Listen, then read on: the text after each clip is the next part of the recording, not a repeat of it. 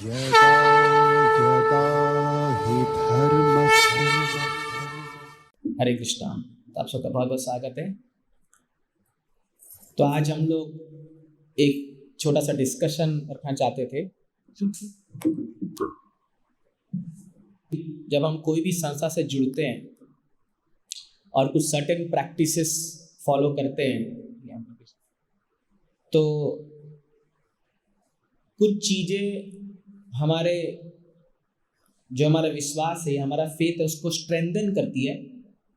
और कुछ चीज़ें जो है जब हम देखते हैं तो वो डाउट आता है हमें। तो इसलिए इन दिनों YouTube से बहुत सारे वीडियोस आए जा रहे हैं, इस्कॉन एक्सपोज्ड, और क्या आपको पता है इस्कॉन की सच्चाई। तो ऐसे कई सारे जो तथ्य नहीं है या हो भी जिसको गलत तरीके से प्रेजेंट किया गया हो, तो इसके लिए जब हम प्रैक्टिस कर रहे हैं या हम किस संस्था से जुड़ रहे हैं तो इसके बारे में सही तरीके से जानना ये बहुत ज़रूरी है। तो इसीलिए हम लोग एक सेशंस करते हैं, ये जनरली यूथ में भी हम जनरली ऑर्गेनाइज करते हैं कि एक एक टॉपिक को लेकर के उसको पूरा विश्लेषण करना, कि ओपन डिस्कशन करना। क्योंकि जब आप कुछ प्रैक्टिस कर रहे हैं और अगर आपको फर्म फेथ नहीं है तो आपका प्रैक्टिस अधूरा रहेगा, आपको डाउट आते रहेगा ये क्या मैं सही कर रहा हूँ कि नहीं कर रहा हूँ। बिकॉज हम इतना समय दे रहे हैं, एनर्जी दे रहे हैं, टाइम दे रहे हैं और अपना फेथ दे रहे हैं, तो इसीलिए ऐसे सेशंस करना बहुत ज़रूरी है। तो मैं वही सोचा कि आने वाले कुछ दिनों में हम लोग ऐसी एक एक टॉपिक को लेकर के उस पर कुछ चर्चा करेंगे जिस पे आपको भी कंट्रीब्यूट करना है। तो आपको मैसेज आया होगा ग्रुप में रिगार्डिंग फेथ एंड डाउट। तो मैंने कुछ यहाँ पॉइंट्स लिखे हैं, आई थिंक ये दिख रहा है, मैं हिंदी बता दूंगा। कुछ जो पॉइंट्स हमें लोगों के आए जिस पे फेथ और डाउट, क्या चीज़ पे फेथ आ रहा है लोगों को इस्कॉन पे और क्या चीज़ पे डाउट आ रहा है, क्या डाउट्स है। तो जितना हो सके आज हम फेथ को स्ट्रेंथन करेंगे और डाउट को हम क्लैरिफाई करेंगे। तो उससे पहले मैं आपको थोड़ा सा इस्कॉन का एक ब्रीफ बताना चाहता हूँ कि इस्कॉन क्या है, क्यों ये इसकी स्थापना हुई, कैसे स्थापना हुई, क्या हुआ। ऑफकोर्स आप सबको पता ही है मोस्टली, लेकिन फिर भी एक जानकारी के लिए। तो जैसा कि आप इस्कॉन का फुल फॉर्म आपको पता होना चाहिए, international society for Krishna consciousness, अंतर्राष्ट्रीय कृष्ण भावनामृत संघ। तो श्रीला प्रभुपाद जी जो श्रीला भक्ति सिद्धांत सरस्वती ठाकुर के शिष्य थे, तो आप देखिए चैतन्य महाप्रभु आज से 500 साल पहले आए थे। तो हमारी जो परंपरा है वो है गौड़ीय वैष्णव परंपरा, ब्रह्म माधव गौड़ीय संप्रदाय। तो हम लोग ब्रह्मा जी से डिसेंडेंट्स, जो गुरु शिष्य परंपरा है वो ब्रह्मा जी से डिसेंड हो रही है। 4 संप्रदाय होती है, ब्रह्मा जी से आई हुई, शिव जी से आई हुई, लक्ष्मी जी और चतुष कुमार, 4 कुमार, सनक सनातन सनंदन सनत कुमार, ये 4 कुमार। तो हमारी जो संप्रदाय है वो ब्रह्मा जी से आ रही है। ब्रह्मा जी से नारद मुनि, नारद मुनि से व्यासदेव, व्यासदेव से फिर आगे मध्वाचार्य, मध्वाचार्य से आगे जाकर के माधवेंद्रपुरी, माधवेंद्रपुरी से फिर ईश्वरपुरी, चैतन्य महाप्रभु, षड गोस्वामी, 6 गोस्वामी के बाद फिर आपका श्रीनिवास आचार्य, वो तो 6 गोस्वामी में है। आगे विश्वाचल ठाकुर, बलदेव विद्याभूषण, फिर उसके बाद जगन्नाथ बाबा जी महाराज, भक्ति विनोद ठाकुर, गौर बाबा जी महाराज, फिर भक्ति सिद्धांत सरस्वती ठाकुर, शिला प्रभुपाद, और उसके बाद जो आज इस्कॉन करंट आचार्य हैं वो लोग हैं। ये आप भगवत गीता खोलेंगे, इसमें पूरा परंपरा दिया गया है।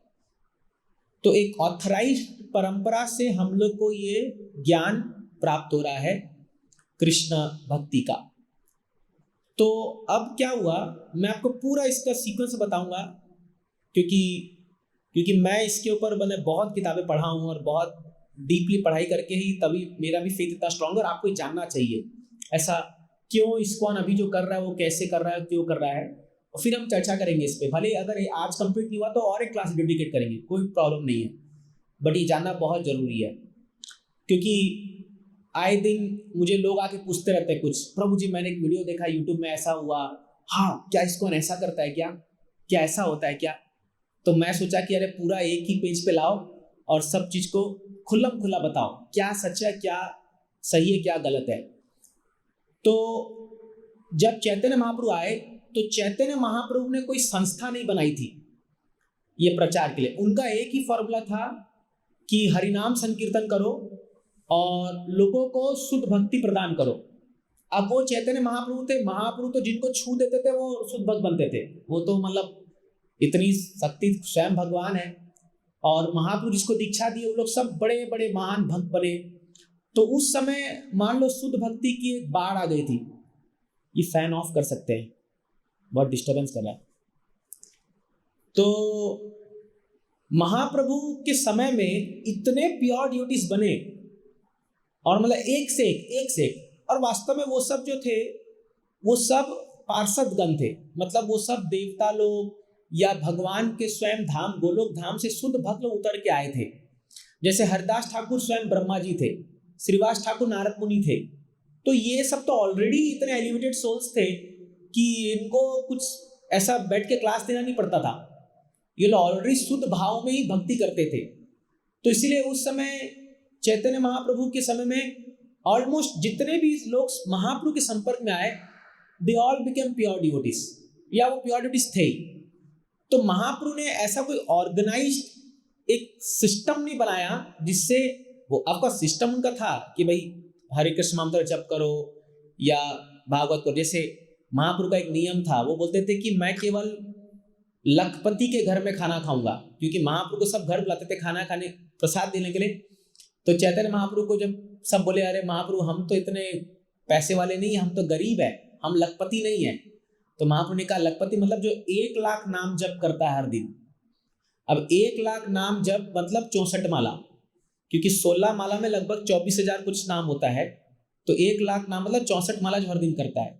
अगर आज का स्टैंडर्ड बना दे तो कोई नहीं कर पाएगा। तो महाप्रभु ने ये सब कुछ स्टैंडर्ड बनाए थे, बट अगेन एक ऑर्गेनाइज सोसाइटी नहीं थी। ये सोसाइटी कब बनी? चैतन्य महाप्रभु जाने के बाद क्या हुआ, कई सारे जो लोग आए उस समय में, अब कलयुग का प्रभाव था, तो कई लोग अपने आप को महाप्रभु का फॉलोअर बोलने लगे, लेकिन वो सारे गड़बड़ काम करने लगे। तो वो वैष्णव का तिलक लगा करके, कंठी माला पहन करके जो है सारे उटंग पटांग काम करने लगे। एक समय ऐसा आ गया था कि अगर मान लो कोई समाज में कोई बोल रहा है कि मैं वैष्णव हूं, तो लोग उसको धिक्कार के देखते थे। वैष्णव मतलब एकदम थर्ड क्लास आदमी होगा ये, मतलब वो सारे उटंग पटांग काम करना, नॉनवेज खाना, सारे नियम तोड़ना, जो अभी हम सब फॉलो कर रहे हैं सब तोड़ना। तो इतना तक गिर चुका था, क्योंकि इस संसार में कोई भी हायर प्रिंसिपल को ऊपर रखने के लिए आपको बहुत एंडेवर लगता है।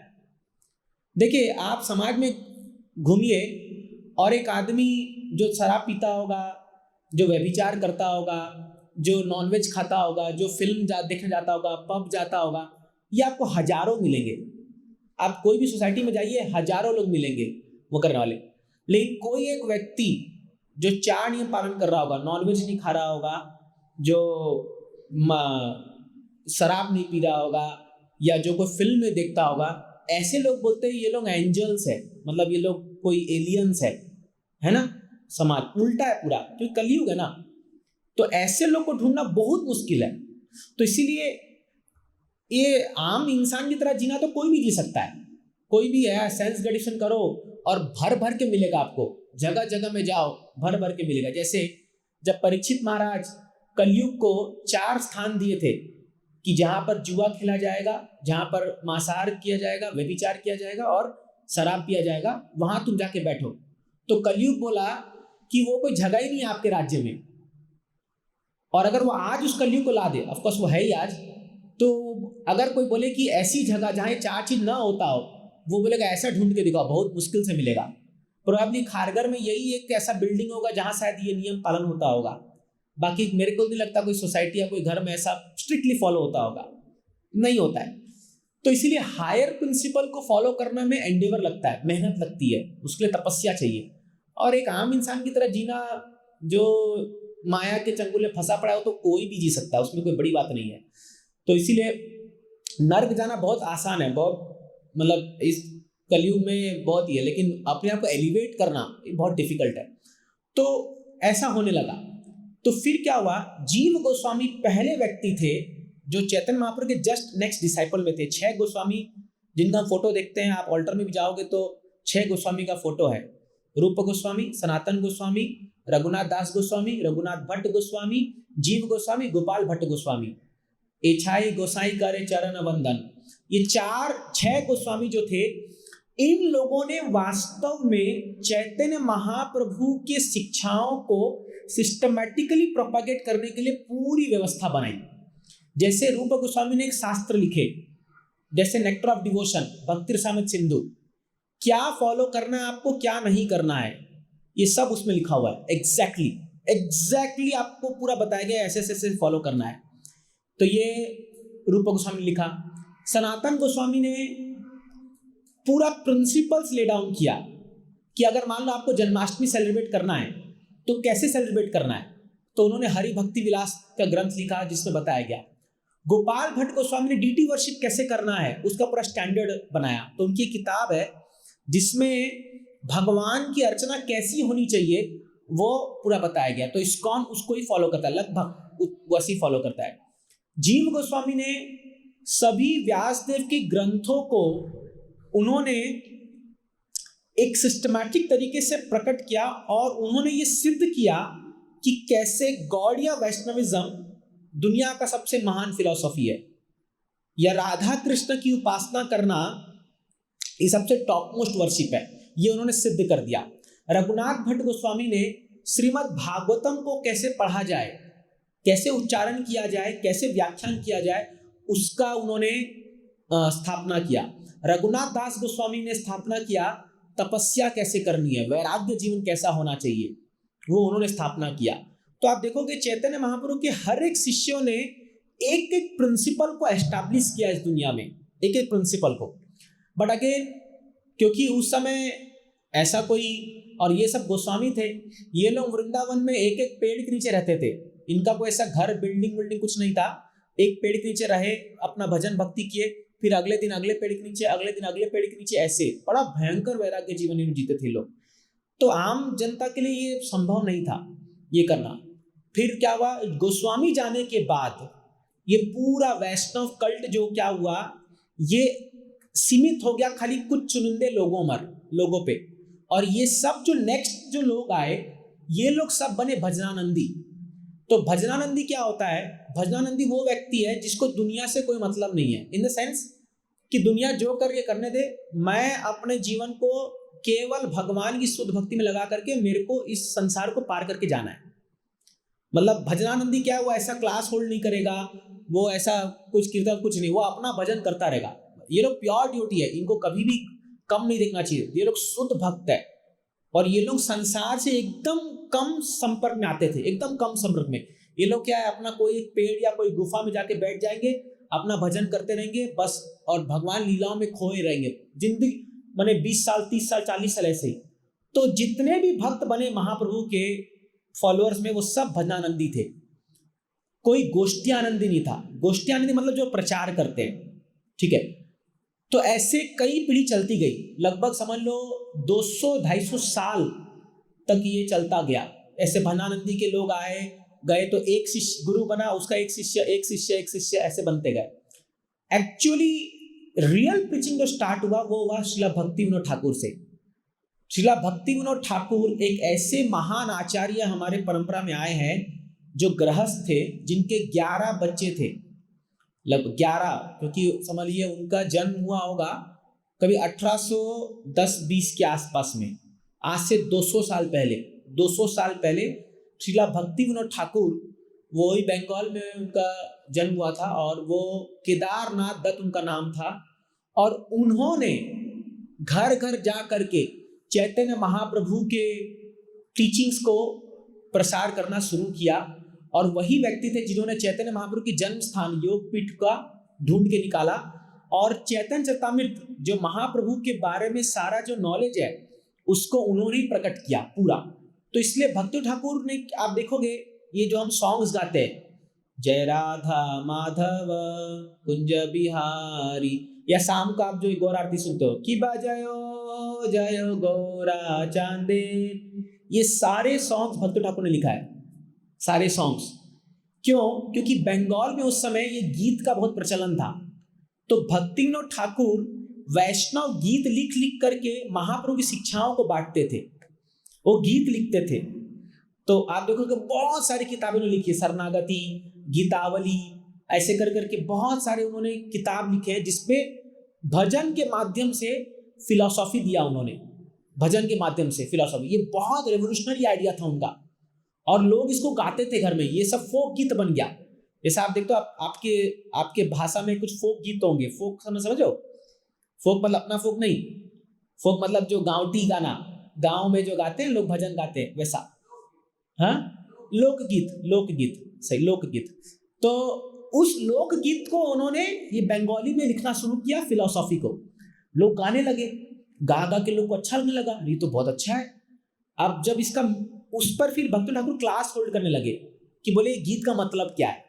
अब वो गीत का मतलब समझाते समझाते वो फिलॉसफी समझाने लगे उनको, और ऐसे करते करते करते करते वो प्रचार को स्टार्ट किए। और फिर उनका बहुत बड़ा विजन था। लेकिन भक्ति ठाकुर बाय प्रोफेशन एक मैजिस्ट्रेट भी थे, एक कोर्ट में जज भी थे, तो उनका बहुत जिम्मेदारी था और परिवार भी था। लेकिन वो बड़े महाजन, मतलब उनको सेवंथ गोस्वामी बोलते हैं। अगर एक आइडियल गृहस्थ को कैसा होना चाहिए अगर आपको पढ़ना है तो श्रीला भक्ति ठाकुर के जीवन को पढ़िए। हालांकि हम कभी ऐसा बन नहीं पाएंगे, लेकिन फिर भी एक आदर्श है। कैसे, जैसे कई लोग बोलते हैं टाइम नहीं है हमारे पास, तो 11 बच्चे संभालने के बाद भी वो व्यक्ति कैसे भक्ति कर रहे थे, तो आप देख सकते हैं बहुत आइडियल व्यक्ति थे भक्ति ठाकुर। तब भक्ति ठाकुर ने क्या किया, उन्होंने कहा कि उन्होंने भगवान से प्रार्थना किया। जगन्नाथपुरी में वो मैजिस्ट्रेट थे, तो पूरी का टेम्पल मैनेजमेंट उनके अंडर था। तो जगन्नाथ जी से एक बार उन्हें प्रार्थना किया कि ओ लॉर्ड, मैं इस अपने जीवन काल में जो चैतन्य महाप्रभु की इच्छा थी कि पूरे विश्व में उनके नाम का प्रचार प्रसार हो, मैं वो पूरा नहीं कर पाऊंगा, मुझे नहीं लगता जब तक मैं जिंदा हूं। इसलिए आप अपने किसी अंश को भेजिए जो महाप्रभु की इस वाणी को पूरा करेंगे। किसी एक व्यक्ति को भेजिए। माँ भगवान से बहुत प्रार्थना करते थे वो, बहुत। और उसी के फलस्वरूप उनके ही पुत्र के रूप में जन्म हुआ श्रीला भक्ति सिद्धांत सरस्वती ठाकुर जी का, जिनका नाम पड़ा बिमल प्रसाद। उनका बचपन का नाम था बिमला प्रसाद, क्योंकि वो बोलते हैं बिमला देवी के प्रसाद। जगन्नाथपुरी में अगर आप जाओगे तो जगन्नाथ जी का प्रसाद भोगा लगने के बाद पहले बिमला देवी को लगता है। वो पार्वती माता है बिमला देवी, और फिर ही बाद में आनंद बाजार में आता है और सब लोग को मिलता है। तो इसीलिए ये जो बेटा उनको जन्म हुआ भक्ति सिद्धांत ठाकुर जी, जिनका बिमला, उनको नाम दिया बिमल प्रसाद, क्योंकि जगन्नाथ जी का साक्षात प्रसाद मानते थे इनको वो। और उसके बहुत सारे लक्षण भी थे, बहुत सारा चीज हुआ आगे। तो ये जब बेटा जन्म हुआ, इनको ट्रेन किया इन्होंने। और भक्ति सिद्धांत ठाकुर जी जब बड़े हुए तब इन्होंने सिस्टमैटिक प्रीचिंग स्टार्ट किया बहुत अच्छे तरीके से, बहुत। और ये इतने, इनको सिंह गुरु भी कहते थे, और बहुत तरीके से इन्होंने प्रचार स्टार्ट किया। और इन्होंने जो संस्था बनाई, सेम जो जीव गोस्वामी ने एक संस्था का निर्माण किया था, उसी को विश्व वैष्णव सभा का नाम दिया था। उसी को और बढ़ा करके उन्होंने नाम दिया गौड़िया मठ। तो आप गौड़िया मठ का नाम सुने होंगे। हाँ, तो ये जो गौड़िया मठ का जो नाम उन्होंने दिया, इन्होंने बहुत उसमें सिस्टम बनाए और उसमें प्रॉपर तरीके बनाए। फिर उसमें इन्होंने संन्यास दीक्षा देना, उसमें ये सैफरन कपड़ा जो आप देखते हो ना, ये भक्ति ठाकुर जी ने इंट्रोड्यूस किया है, उनका ही दिया हुआ सैफरन कपड़ा है। पहले सैफरन कपड़ा नहीं पहनते थे वैष्णव लोग, वो लोग सब बाबा जी बनते थे तो खाली व्हाइट ही पहनते थे। व्हाइट एक धोती पहनना और खाली उत्तरी रखना, कुर्ता उड़ता कुछ नहीं था। लेकिन भक्ति श्री ठाकुर जी ने ये सन्यासी और बाबा जी में डिफरेंशिएट करने के लिए सैफरन कपड़ा इंट्रोड्यूस किया ब्रह्मचारी लोग के लिए, उनका ही ये देन है ये। और ये भक्ति सिद्धांत ठाकुर जी का ही बहुत बड़ा प्रयास था, जिनके कारण आज दुनिया में कोई भी भक्ति को प्रैक्टिस कर सकता है। नहीं तो पहले जमाने में अगर आप ब्राह्मण नहीं हो तो आपको भक्ति करने का कोई अधिकार नहीं था। मतलब मान लो अगर आप ब्राह्मण नहीं हो और आप माला में जब नाम जप कर रहे हो तो आपको समाज आउटकास्ट कर देता था, बोलता था तुम इसके लायक नहीं हो। छुआछूत की बहुत बड़ी समस्या थी समाज में, लेकिन भक्ति ठाकुर जी ने इसको खत्म किया समाज से और कहा कि नहीं, कोई भी व्यक्ति जो शास्त्रों में दिए गए नियमों का पालन कर रहा है वो वैष्णव बनने के लायक है और उसको वैष्णव का दर्जा मिलना चाहिए। तो भक्ति ठाकुर जी का प्रचार पूरे भारत में फैलने लगा। पूरे भारत में उन्होंने 64 गौड़िया मठ बनाए, 64। फिर बांग्लादेश में भी ढाका में उन्होंने एक गौड़िया मठ खोला और उन्होंने अपने 2-4 शिष्यों को लंदन भेजा था प्रचार करने के लिए, एक अटेम्प्ट के लिए। लेकिन जब वो लंदन गए उनके शिष्य, तो वो लोग वहां जा करके कोट वोट पहन लिए, कोट टाई वोट पहन करके इंग्लिश में प्रीचिंग करना शुरू किए, बट सक्सेस नहीं मिला।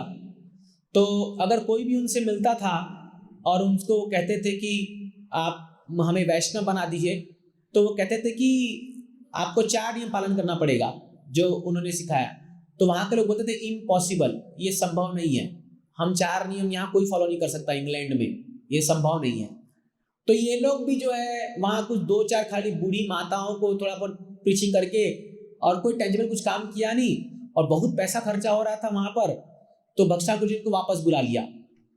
तो वापस बुला लिया जब, तो फिर क्या हुआ, एक्चुअली जब वो लोग वापस आए तो मायापुर में या कलकत्ता में उनके आने पर कई लोग बड़ा खुशी मना रहे थे, अरे इंग्लैंड जाके आए हैं।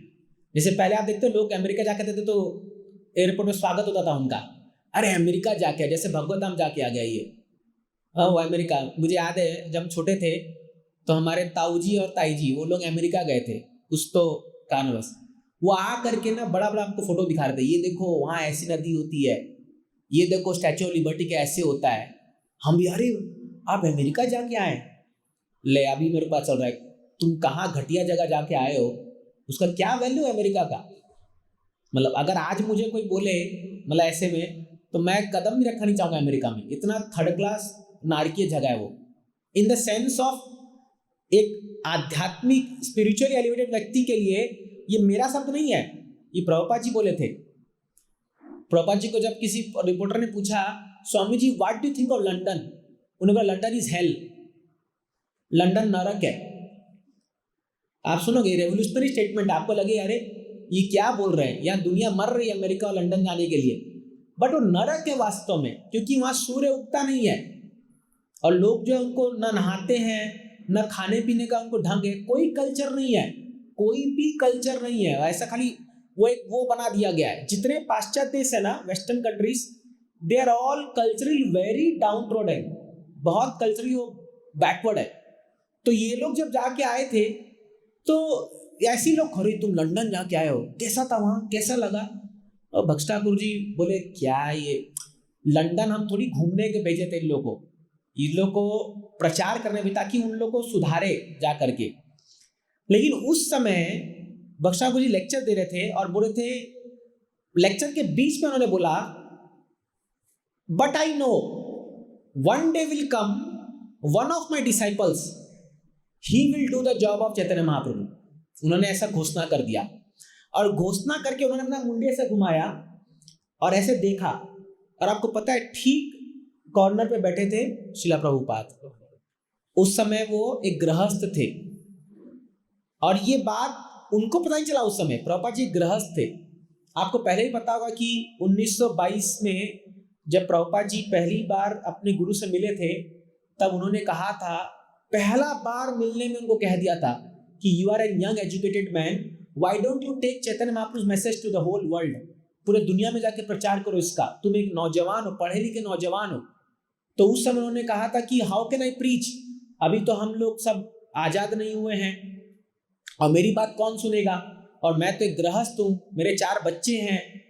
बट देखिए, दिव्य योजना से जिस व्यक्ति के भाग्य में जो कार्य लिखा है वो होना ही है, आप कितना ही वो प्रयास कर लीजिए, वो होना है। तो फिर क्या हुआ, जब भक्ति ठाकुर जी चले गए 1922 में उनका मुलाकात प्रभुपाद जी से हुआ, अपने प्रभुपाद शिला प्रभुपाद, और 1935 में शरीर छोड़ा उन्हें, 1936 जनवरी 36 में छोड़ा उन्हें शरीर। 14 साल के अंतराल में शिला प्रभुपाद जी इनसे केवल 3 या 4 बार मिले होंगे, 4-5 मैक्सिमम। और इन 14 साल के अंतराल में इनको 2 इंस्ट्रक्शन मिला प्रभुपाद जी को, 2, केवल 2 ही। पहला कि तुम चैतन्य महाप्रभु की शिक्षाओं को अंग्रेज भाषा में प्रचार करो, और दूसरा, अगर तुम्हें पैसा मिले तो बुक्स प्रिंटिंग करो, बुक्स को छापो, बुक्स को प्रिंटिंग करो। तो क्या हुआ, श्रीला भक्ति ठाकुर जी ने जो गौड़िया मठ बनाया था, तो ऐसा नहीं है कि उनके डिसाइपल्स लोग क्वालिफाइड नहीं थे, एक से बढ़कर एक सब महान थे। श्रीला भक्ति ठाकुर जी पर एक किताब है भक्ति सिद्धांता वैभव, ये भक्ति विकास महाराज ने लिखा था। तो फॉर्चुनेटली कोविड के दौरान मैं पढ़ दिया इस किताब को, 3 वॉल्यूम में, मोटी मोटी किताब है, 3 वॉल्यूम। अगर आपको जानना है उनके बारे में तो ये किताब आप पढ़ सकते हैं, भक्ति सिद्धांता वैभव। इसमें उनके डिसाइपल्स के बारे में लिखा गया है, एक से एक बड़े धुरंधर लोग थे, मतलब संस्कृत में हो, चाहे कीर्तन में हो, चाहे लेक्चर में हो, बड़े चाहे ऑर्गेनाइजर में हो, बहुत अच्छे अच्छे डिवोटीज थे। लेकिन हुआ क्या, जब भक्ति से ठाकुर जी चले गए तो जो उनके शिष्य लोग थे उन सब के अंदर एक भावना क्या आ गई कि ये जो महाप्रभु का जो आदेश है ना, ये एग्जैजरेशन है, ये नहीं हो सकता, पूरे दुनिया में प्रचार नहीं हो सकता इसका, लेकिन अपना मठ को संभालो। तो हर एक व्यक्ति अपने अपने मठ को, 64 गौड़िया मठ थे, अपने अपने मठ को लेके बैठ गया। वो बोला मैं यहाँ का मठाधीश हूं, मैं यहाँ का राजा हूं। और तो प्रचार बंद हो गया, प्रीचिंग खत्म हो गया, प्रीचिंग बंद हो गया। अब श्रीला प्रभुपाद जी लेकिन वो गृहस्थ थे, 1936 से लेकर के 1966, 30 साल उन्होंने जो मेहनत किया है श्रीला प्रभुपाद ने।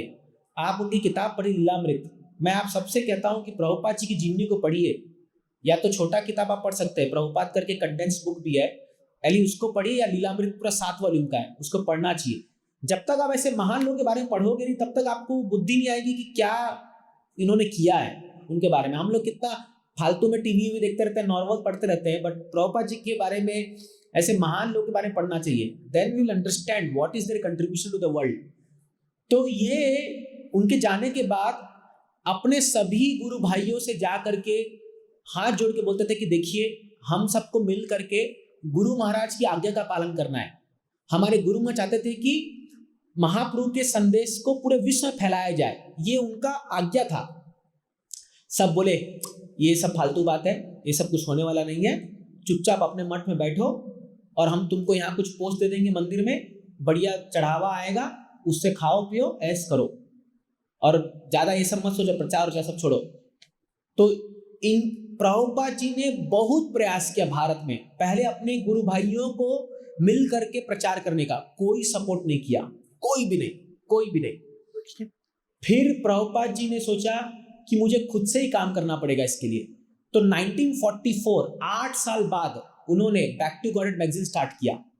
बैक टू गॉडेड मैगजीन में वो लिखते थे अपने सारे चैतन्य महाप्रभु की शिक्षाओं को, और जो करंट अफेयर्स, उस समय वर्ल्ड वार 1 स्टार्ट हुआ था, तो उस पर लिखते थे प्रभुपाद जी। अच्छे राइटर थे प्रभुपाद जी, लिखे लिखे प्रयास किया, सारे चीफ मिनिस्टर, प्राइम मिनिस्टर को मैसेज भेजते थे, गांधी जी को खत लिखा कि मुझे मदद करो। रियल पीस तभी आएगा दुनिया में जब हम चैतन्य महाप्रभु के इस आंदोलन को आगे बढ़ाएंगे, ये है शांति का रियल तरीका। पूरा गीता पर वो ऐसा लिखते थे आर्टिकल, बट कौन ध्यान देने वाला था भारत में उस समय। भारत में आपको बताऊं तो सच में अपना देश एक ऐसा मूर्ख देश बोल सकते हैं, मैं गाली नहीं देना चाहता, था, और अब सुधर रहा है धीरे धीरे थोड़ा बहुत। प्रभुपाद जी बोलते थे कि ये लोग सोने के, मैंने समझ लो सोने के सिक्कों पर बैठे हुए हैं, और जो है टूटा हुआ ग्लास भीख में मांग रहे दुनिया से। समझ रहे हो, मतलब मान लो आपके पास 100 किलो सोना है और उस पर बैठ के आप भीख मांग रहे हो, मुझे कोई प्लास्टिक का कटोरा दे दो। ये भारत की स्थिति थी, क्योंकि इन लोगों ने अपने जैसे, मतलब भारत की उसमें स्थिति क्या थी कि जाओ दुनिया से और दिखाओ हम तो गरीब है, हम तो गरीब है, हमको पैसा दे दो, बस हमको पैसा दे दो। तो जो पॉलिटिशियंस भी आए, उन लोगों ने भी क्या किया, कैसे किया, वो तो चलो इतिहास है। लेकिन प्रभुपाद जी बोले क्योंकि इन लोगों ने आध्यात्मिक चीज को बल नहीं दिया। इनफैक्ट उस समय के नेताओं लोग का कहना था कि यहाँ के मंदिरों को तोड़ करके फैक्ट्री बना दो, वो कर दो। तो जैसे ही आप देख लेना आपकी कल्चरल संस्कृति का फाउंडेशन टूटेगा ना, तो सारा इकोनॉमिक डेवलपमेंट धड़ाम से गिर जाएगा। देख लेना, कोई परिवार में अगर आपकी कल्चरल, आपकी सांस्कृतिक चीजें टूट रही है ना, तो आपका परिवार टिकने वाला नहीं ज्यादा दिन। उसमें झगड़े होंगे, तनाव होगा, बंटवारा होगा। आप कोई भी संस्था को या कोई परिवार को या कोई देश को, राज्य को केवल पैसों के दम पे नहीं रह सकते। ये हो ही नहीं सकता। आप इतिहास देख लो, ब्रिटिश सरकार क्यों फेल करी। आप देखोगे ब्रिटिश जो एम्पायर था वो बहुत स्प्रेड किया, इधर उधर हर जगह पूरा कॉलोनाइज करके कर लिया, बट उनका फाउंडेशन ही नहीं था। फाउंडेशनल प्रिंसिपल ही गलत था, क्योंकि लोगों के पास हायर गोल नहीं था। ठीक है, अभी मान लो आपने एक्वायर कर लिया, उसके बाद क्या करेंगे, व्हाट इज द गोल? तो लोग परेशान हो गए थे। सेम अमेरिका के साथ भी हुआ। अमेरिका में जब लोग बहुत पैसा कमाए, उसके बाद क्या होने लगा पता है? अब क्या करें? तो उन बड़े बड़े घरों के बच्चे लोग स्ट्रीट में आकर के ड्रग्स लेकर के जो है हिप्पी बनना शुरू हो गए थे। प्रभुपाद जी जब प्रचार के लिए गए, ये लोग ऐसा नहीं कि गरीब घर के बच्चे थे, बड़े अमीर घर के बच्चे थे, लोग अमीर घर के बच्चे थे, लेकिन ये लोग पर्पस ऑफ लाइफ ढूंढ रहे थे कि जीवन का लक्ष्य क्या है, क्योंकि बहुत पैसा देख चुके हैं। तो भारत के पास वो फाउंडेशन था, इसलिए प्रभुपाद जी बोलते थे कि भारत के पास दृष्टि है, आंख है।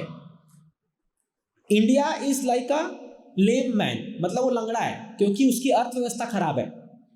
और वर्ल्ड के पास विजन नहीं है, उसके पास धन दल। तो अगर दोनों कंबाइन हो जाए, मतलब भारत विजन दे और दुनिया अर्थव्यवस्था दे, तो हम पूरे दुनिया को एक बहुत समृद्ध जगह बना सकते, अच्छा बना सकते।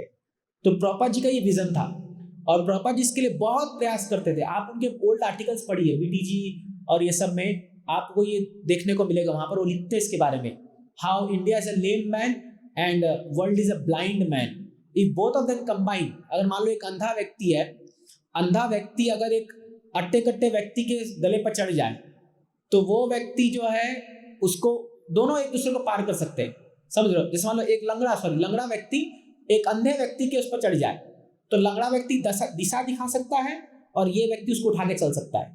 यही स्थिति थी। तो प्रभुपाद जी ने भारत में 1936 से लेकर के समझ लीजिए 1966 तक 30 साल लगातार मेहनत किया, लगातार बॉम्बे, दिल्ली, हर जगह जाकर के। लेकिन हर एक प्रयास जो था वो असफल हो गया।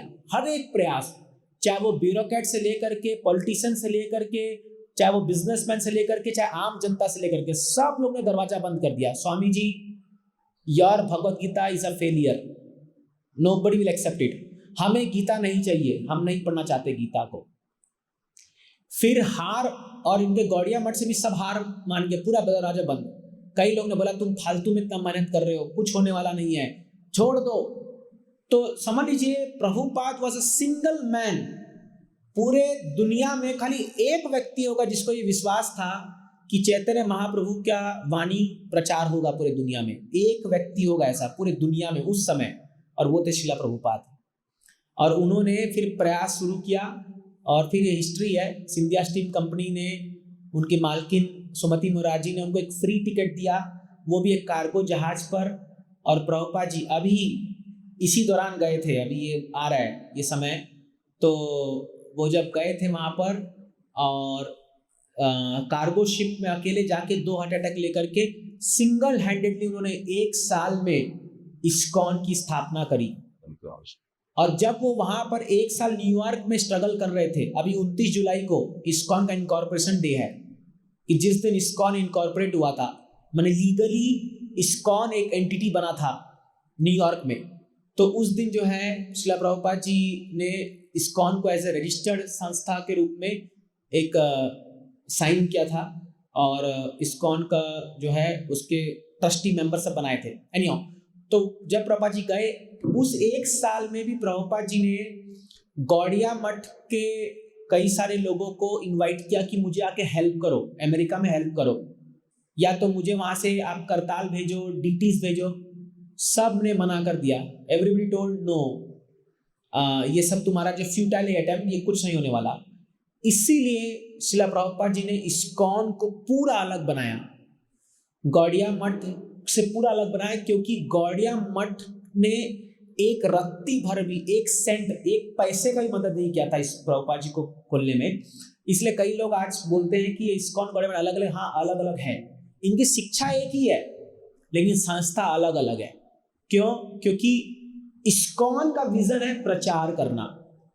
हम मंदिर नहीं खोलते कि खाली बैठ के वहां खाने के लिए, हमारा मिशन है प्रचार करना। तो इसीलिए प्रभुपाद जी ने इस्कॉन का हर एक चीज पूरा उन्होंने खुद से बनाया है, सारा रूल्स रेगुलेशन सब कुछ, एवरीथिंग प्रभुपाद का बनाया हुआ है। इसीलिए इस्कॉन मीन्स शिला प्रभुपाद। तो इस्कॉन में अगर कोई भी चीज प्रभुपाद जी से हटके हो रही है तो दैट इज नॉट इस्कॉन। तो इसीलिए हम जो भी शिक्षा देते हैं यहाँ पर वो प्रभुपाद जी किताब से देते हैं, उनके ही चीज को फॉलो करते हैं, क्योंकि इसमें पूरा उनका ही हाथ है, पूरा ये है। तो ये मैं बहुत ब्रीफ में आपको बताया, इसको मैं और एलाबोरेट कर सकता था, but you should know how ISKCON started. तो ये एक वन मैन स्टार्टेड ये पूरा मूवमेंट है, और उसके बाद फिर प्रभुपाद जी के जो फॉरेन डिसाइपल्स थे उन्होंने बहुत मेहनत किया। आप इमेजिन नहीं कर सकते, आप सपने में भी सोच सकते जितना मेहनत उन लोगों ने किया है। आज जो संस्था खड़ी है यहाँ तक पहुंचाने के लिए, इस्कॉन को पहुंचाने के लिए बहुत बहुत बहुत मेहनत किया। इसमें किसी भारतीय का कोई हाथ नहीं है। भारत के कोई लोग नहीं बोल सकते कि इस्कॉन में जो है हम लोग ने मेहनत किया, नो, जीरो। खाली एक ही भारतीय था उसमें, वो थे स्वयं प्रभुपाद। और उसके बाद यदि भारत में कुछ किया तो वो थे गोपाल कृष्ण गोसाई महाराज, वो भारतीय थे। लेकिन इस्कॉन के इनकॉर्पोरेशन संस्था में किसी भारतीय कोई हाथ नहीं है। तो इसलिए ये क्रेडिट भी नहीं जाता इस भारत को कि इन्होंने इस्कॉन में कुछ मदद किया, ये सब क्रेडिट जाता है उस अंग्रेजों को ही, क्योंकि उन्होंने ही बनाया इसको, they made it. But yes, thank you, but yes हम ये बोल सकते हैं कि बाद में भारत में पकड़ा जबरदस्त, क्योंकि भारत का रूट संस्कृति था, वो अलग इतिहास है। तो क्या अभी क्या है, इस्कॉन पे बहुत सारे एलिगेशंस लगते हैं कि इस्कॉन की संस्था बाहर के लोगों ने खोली है भारत में ताकि यहां से पैसा लेकर के विदेश भेजा जाए। ये आपको कॉमन आपको फंडा दिखेगा यूट्यूब पे खास करके। बट आपको जान के हैरानी होगी कि इस्कॉन के जो प्रमुख 4 मंदिर जो खुले थे भारत में, वृंदावन, मायापुर, बॉम्बे और हैदराबाद, ये 4 बड़े बड़े मंदिर आज भी हैं। इन चारों मंदिर को बनाने का एक भी पैसा भारत से कलेक्ट नहीं हुआ था, ये सब विदेश से आया था। वो लोग विदेश में को कलेक्ट करते थे पैसा और भारत भेजते थे।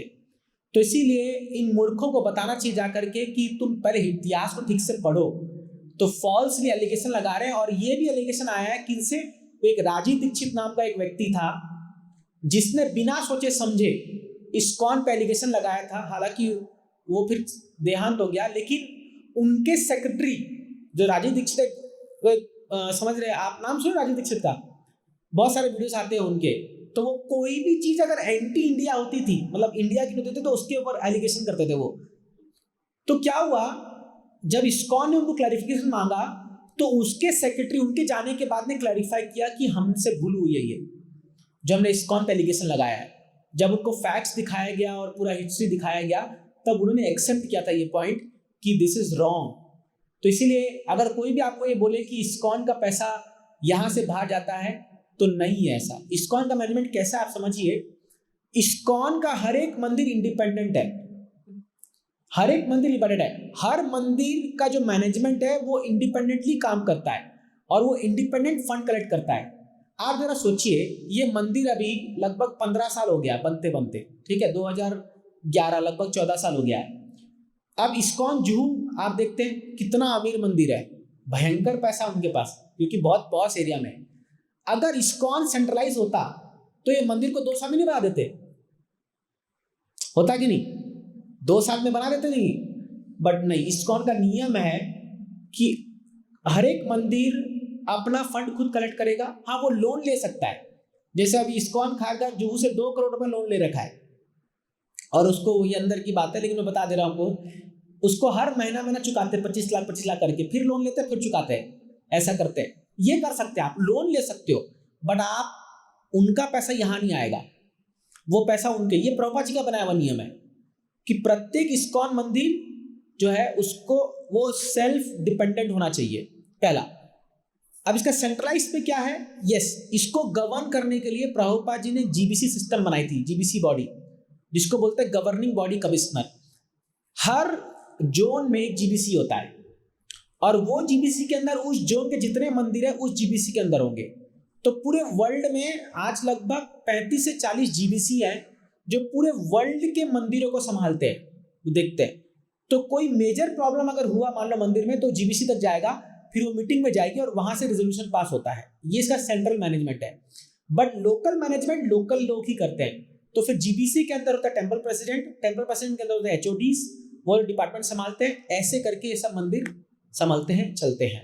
ठीक है, तो ये तो मैंने बता दिया आपको बात। अब आप इधर आ जाइए, इस वर्ड इसमें नोट जो हम लिखा है, तो कुछ चीजें हैं जो आपको इस्कॉन पे फेथ डालते हैं। ठीक है, तो ये कुछ पॉइंट्स मेरे सामने आए हैं और अभी ऑलमोस्ट हमारे पास और अभी आधा घंटा 45 मिनट है। तो अब हम आपसे सुनना चाहेंगे कि आप हमें बताएंगे और क्या चीज आपको फेथ डालते हैं और क्या आपके मन में डाउट आता है इस्कॉन के प्रति। तो कुछ पॉइंट जो है मैं आप रीड कर दे रहा हूं। जैसे कुछ लोगों ने कहा कि इस्कॉन की जो प्रोसेस है वो बहुत ऑथराइज्ड है, क्योंकि ये भगवत गीता और श्रीमद् भागवतम, बीजी मतलब भगवत गीता, एसबी मतलब श्रीमद् भागवतम, इस पर बेस्ड है। हमारी पूरी टीचिंग्स जो है वो भगवत गीता और श्रीमद् भागवतम में बेस्ड है। आप इन दो किताब को छोड़ करके आप हमारे फिलॉसफी को कहीं नहीं देखोगे कि इन दो किताब से हट के है, कभी नहीं। ये बहुत ऑथराइज्ड है। यहाँ कोई ऐसा व्यक्ति नहीं है कि जो अपने मन से आके बैठ गया और कुछ बोलेगा कल रात को मेरे को एक रियलाइजेशन हुआ, ऐसा कोई नहीं बोलेगा। अगर वो बोल रहा है मतलब वो फर्जी है। यहाँ जो भी कोई आपको कुछ सिखाएगा वो तुरंत कोट करेगा, ये गीता में ऐसा लिखा गया है। आप देखो पिछले कई क्लासेस से हम लोग आपको गीता के श्लोक पढ़ाते थे। यहाँ पर जितने भी क्लासेस हुए आप देख रहे हो उसमें गीता के श्लोक पढ़ा रहे हैं, रेफरेंस दे रहे हैं, बीजी 1.2, बीजी 4.5, बीजी 18.22। इसका मतलब क्या है, ये नॉलेज ऑथेंटिक होना चाहिए, ये शास्त्र से आना चाहिए। कोई भी चीज, अभी देखिए दुनिया में बहुत सारे ऐसे गुरु हैं जो लोग सडनली खुद चढ़ जाते हैं। बहुत सारे ऐसे गुरु हुए जो लोग अपना ही ज्ञान बना के, वो किसना को बाजू में रखते हैं, अपना ही ज्ञान बना के चल रहे हैं। दो चार के आपके मन में नाम आ गया होंगे, मैं नहीं बोलूंगा यहाँ पर। ठीक है, जैसी वो व्यक्ति का अब वो तो इटर्नल थोड़ी है, वो भगवान थोड़ी है, वो तो मरेगा ना एक दिन। जैसी वो मरेंगे पूरा कोलैप्स कर जाएगा संस्था। देखना देखना, अब ऐसे बहुत बड़े बड़े लोग रखे, जैसी वो जाएंगे ना तो फिर उसके बाद नेक्स्ट कौन सिखाएगा। नाउ ही में बी रियलाइज्ड, वो व्यक्ति बड़े साक्षात्कार हो सकते हैं, उनको चलो आत्मज्ञान होगा, अच्छी बात है, उनके पूर्व जन्म के कर्मों से जो भी, बट उनके जो फॉलोअर्स है वो किसको फॉलो करेंगे फिर। इसीलिए अक्सर देखा गया है कि कोई भी संस्था जब संस्थापकाचार्य चला जाता है तो वो गिर जाती है, बट इस्कॉन में उल्टा हुआ। जब संस्थापकाचार्य चले गए श्रील प्रभुपाद, ये 7 गुना बढ़ गया। 108 मंदिर थे जब प्रभुपाद जी छोड़ के गए और आज 708 मंदिर हो गए, लगभग 700 केंद्र पूरे वर्ल्ड में। क्यों? क्योंकि प्रभुपाद जी हमेशा बोले I am not saying my own word, I am saying what Krishna is saying. तो इसलिए हमारे संस्था का एक सबसे जो मेरा भी कन्विंसिंग पॉइंट है कि हम लोगों को ज्ञान ऑथेंटिक शास्त्र से दे रहे हैं। तो कल को मान लो हम हैं या नहीं है, कोई फर्क नहीं पड़ता। आप गीता में पढ़ोगे तो सेम चीज आपको सीखने को मिलेगी जो आपको सिखाया जा रहा है, सेम चीज, सब कुछ किताब में लिखी हुई है, भगवत गीता और श्रीमद् भागवतम में। तो ये पहला पॉइंट है जिसपे हम लोग फेथ डाल सकते हैं, ये ऑथेंटिक है। दूसरा, इस्कॉन कोई जाति विशेष नहीं है या कोई राज्य विशेष नहीं है या कोई देश विशेष नहीं है, पूरे दुनिया में फैला हुआ है। तो इसको हर जाति के, हर धर्म के, हर कलर के, हर क्षेत्र के लोग इसको प्रैक्टिस कर सकते हैं। तो ये ऑथेंटिक है भाई। आप ये नहीं बोल सकते कि तुम काले हो तो तुम प्रैक्टिस नहीं कर सकते, खाली गोरे लोग का है तो मूवमेंट नहीं। अफ्रीका जाइए, वहां पर भी हमारे 4 बड़े बड़े मंदिर है। पाकिस्तान जाइए, बड़े बड़े मंदिर है। ऑस्ट्रेलिया जाइए, बड़े बड़े मंदिर है। तो इसको हर दुनिया के लोग फॉलो कर रहे हैं। तो जब पूरे दुनिया कर रही है तो फिर आपको उसमें क्या प्रॉब्लम है ना। ये दूसरी पॉइंट था। तीसरा आया कि वास्तव में इस्कॉन पूरे वर्ल्ड में लोगों को भक्त बना रहा है और ये प्रैक्टिकल देखा जा रहा है। लोग अपने लोग आप देखोगे, फॉरेनर्स लोग को आप यूट्यूब में देख सकते हो, धोती कुर्ता पहन करके, तिलक पहन करके, कंठी माला पहन करके हमारे सनातन धर्म को फॉलो कर रहे हैं लोग, और लोग अपनी गंदी आदतों को छोड़ करके 4 नियम पालन कर रहे हैं। तो मतलब इस्कॉन का काम तो हो रहा है। ये आप नहीं बोल सकते कि अरे तुम खाली एक हेलुसिनेशन क्रिएट करके भ्रम फैला रहे हो। बट भक्त बन रहे लोग ना, भक्त तो बन रहे। और मैं 15 साल से इस्कॉन में हूं, मेरे आंखों के सामने कितने लोग भक्त बने मैं देखा हूं। तो फले न परिचायते, इसका रिजल्ट आ रहा है, समाज में लोगों की जिंदगी सुधर रही है। आप उस पर बोल नहीं सकते। हाँ, हो सकता है आपका जिंदगी ना सुधरा हो क्योंकि अगर आपने ठीक से फॉलो नहीं किया, बट पीपल आर चेंजिंग, ये हम स्पष्ट आप देख सकते हो। ये तीसरा पॉइंट था। चौथा, आप इस्कॉन में देखोगे ये 4 नियम लोग फॉलो करते हैं। आई थिंक आप इस्कॉन के किसी प्रसाद में मेरे ख्याल से आपको कोई नॉनवेज का टुकड़ा नहीं मिला होगा। आज तो मिला क्या? नहीं मिला होगा। तो आप मेरे ख्याल से कोई इस्कॉन प्रॉपर ड्यूटी में बोल रहा हूँ, अगर वो प्रॉपर ड्यूटी होगा तो आप शायद ही देखेंगे कि वो नॉनवेज खा रहा है, या वो चुपके से सिगरेट पी रहा है, या वो किसी बियर में बैठा हुआ है कंठी माला और तिलक लगा करके। शायद अगर कोई देखा आपने इन केस, तो वो डिवोटी नहीं है, पहली बात। अगर कोई डिवोटी, तो ये हमारे संस्था का एक सबसे जो एडवांटेजेस पॉइंट मुझे लगता है, ये 4 नियम है, और इसको हम बहुत स्ट्रिक्टली फॉलो करते हैं, बहुत स्ट्रिक्टली। तो इस्कॉन में 4 नियम को तोड़ने वालों के लिए बहुत मुश्किल है फिर, मतलब उनको, मतलब फिर हम उनको उतना ऊपर नहीं उठ पाते वो लोग। तो 4 नियम को बहुत बल दिया गया, प्रभुपाद जी ने बहुत बल दिया, क्योंकि ये पाप के 4 स्तंभ हैं। तो आप देखोगे प्यूरिटी को फॉलो किया जाता है, ये एक पॉइंट है फेथ का। नेक्स्ट था डीटी वर्शिप। आप पूरे दुनिया घूम के आ जाओ, पूरे दुनिया में जितने मंदिर है, मेरा चैलेंज है, ये चैलेंज नहीं है, एक रिक्वेस्ट है, पूरे दुनिया में जितने मंदिर घूम के आ जाओ और वहां के विग्रहों का दर्शन करो और इस्कॉन में आके दर्शन करो और डिफरेंस देखो। हाँ, बोलना नहीं चाहिए, लेकिन मैं वृंदावन गया था तो मेरे पेरेंट्स के साथ में बोले प्रेम मंदिर चलो, प्रेम मंदिर देखना, प्रेम मंदिर, प्रेम मंदिर। मैं बोला चलो, क्या प्रेम मिलेगा तुमको, देखते हैं वहां पर। आप यकीन नहीं मानोगे, वहां हम लोग गए और जो डीटीज, मंदिर बहुत सुंदर बनाया है, नो डाउट, बहुत सुंदर है, बहुत अच्छा है, बहुत है, बट आप उनके विग्रह को जाके देखो, आपको लगेगा सही में एक कठपुतली खड़ी हुई है। ये मेरा स्टेटमेंट नहीं था, जो मेरे साथ लोग गए थे वो बोले अरे क्या है ये। और वही लोग जब इस्कॉन वृंदावन आए, राधा श्याम सुंदर को देखे, वो बोले भैया यहाँ से हटने का मन नहीं कर रहा। ये सच्चाई है, मैं कोई आप ओवरली प्राउड होकर नहीं बोल रहा हूँ, बट आप जाके देखो। क्यों? स्टैंडर्ड्स जो वर्शिप करते हैं हमारे यहाँ पर डीटीज को, वो रियली हाई क्लास है, रियली इतना जबरदस्त करते हैं ना कि भगवान में जान आ जाते हैं पूरा एकदम, जिस तरीके से वर्शिप करते हैं। कोई भी इस्कॉन चल जाओ, मैं ये नहीं बोला कि अपना मंदिर हो गया, कोई भी इस्कॉन, क्योंकि प्रभुपाद जी ने ऐसा बनाया है।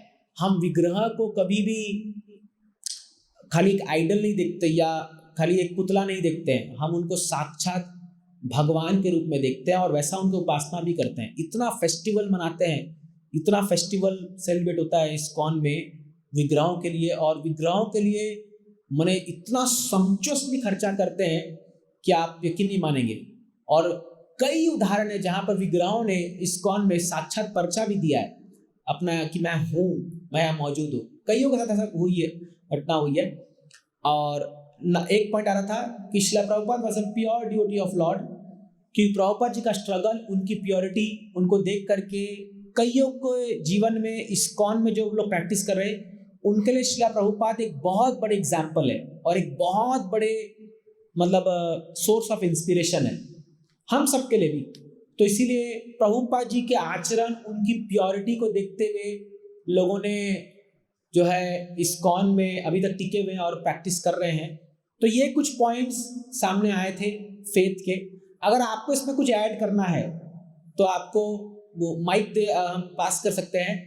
आपको अगर और कुछ आपको लगता है कि what gives you faith in ISKCON, अगर आपको बोलना है तो आप बोलिए, फिर हम डाउट पे जाएंगे कि डाउट लंबा जाएगा फिर। इसलिए एनीबडी जिसको बताना है कि आपको इस्कॉन पे फेथ क्यों आ रहा है, तो आप जो है यहाँ पर आप रख सकते हैं, हम उसको नोट डाउन कर लेंगे यहाँ पर, और फिर हम इसको एक डॉक्यूमेंट बनाएंगे पूरा और आपको भी शेयर करेंगे इसको। एनीबडी, किसी को बोलना है यहाँ पर what gives you faith in ISKCON?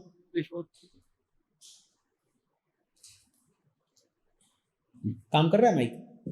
Krishna. वो देखो, हरे कृष्णा।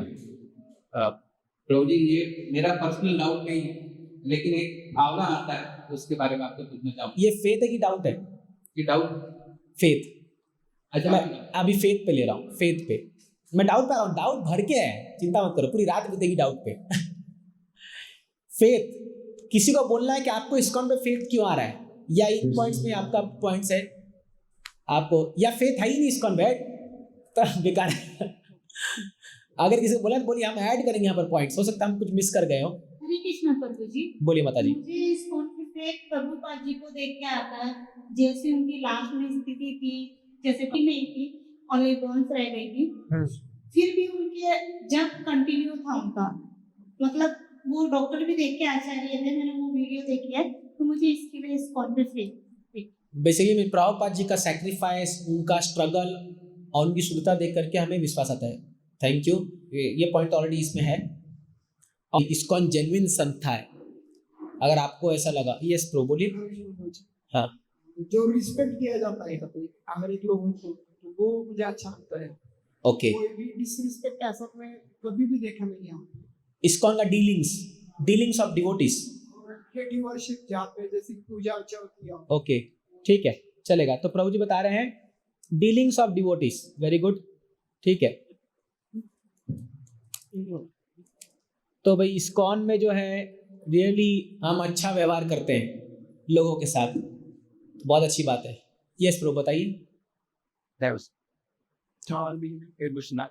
माइक को आप लोग जब पकड़े तो कुछ मत करें, खाली बोल के वापस पास कर दे, छेड़छाड़ करेंगे फिर उसमें। हरे कृष्ण प्रभु जी, जो इधर के डिवोटी है वो बड़े पोजीशन में होने के बाद भी विनम्र रहते हैं, जैसे कि सुनील प्रभु जी है, वो बड़े पोजीशन होने के बाद भी उनका जो स्वर है वो विनम्र है, इसकी वजह से कहता। हाँ, very good. Humility in the humility of devotees. तो yes, humility of devotees. Okay, thank you. हाँ, ये एक बहुत अच्छा पॉइंट है कि अगर वास्तव में कोई व्यक्ति भक्ति कर रहा है, तो अगर उसके जीवन में कुछ प्रैक्टिकल स्वभाव दिखता है जो हम एक आम इंसान से उम्मीद रखते हैं, तो मुझे लगता है कि ये काम कर रहा है प्रोसेस पर। करेक्ट, ये मेरा भी एक पॉइंट था कि जब मैं मेरे जो सीनियर्स थे उनके व्यवहार को देखा तो मैं बोला यार, और बहुत IIT NIT से पढ़े हुए लोग सब थे और वो लोग भी एकदम इतना विनम्र होकर के सेवा कर रहे थे, मतलब अरे गजब है यार, ये तो बहुत अच्छी बात है। करेक्ट, यस प्रो जी। प्रभु जी, ये मुझे एक चीज स्वास्थ्य कि आप आने के बाद जो है बाकी जो बहुत सारे मंदिरों में हम जाते हैं तो कोई पंडित इधर बोलता है आ जाओ, ये सब चीजें यहाँ पे नहीं है। आप अपनी इच्छा से जाओ या मत जाओ, बाहर से निकल जाओ, वहाँ पे जबरदस्ती गाड़ी से उतरे नहीं कि पकड़ के चलो आपका जोड़ा का विवाह करा देते हैं, चलो आपका 7.5 लगा उसको उतार देते हैं, ये सब चीजें। चलो अच्छी बात है, अच्छी बात है। तो बोल रहे इस्कॉन में जो है आप अपने मन मर्जी से आइए और जाइए, कोई रोक टोक नहीं, कोई पकड़ा पकड़ी, ये सब कुछ नहीं होता है, अच्छी बात है। हाँ, करेक्ट। हरे कृष्ण प्रभु।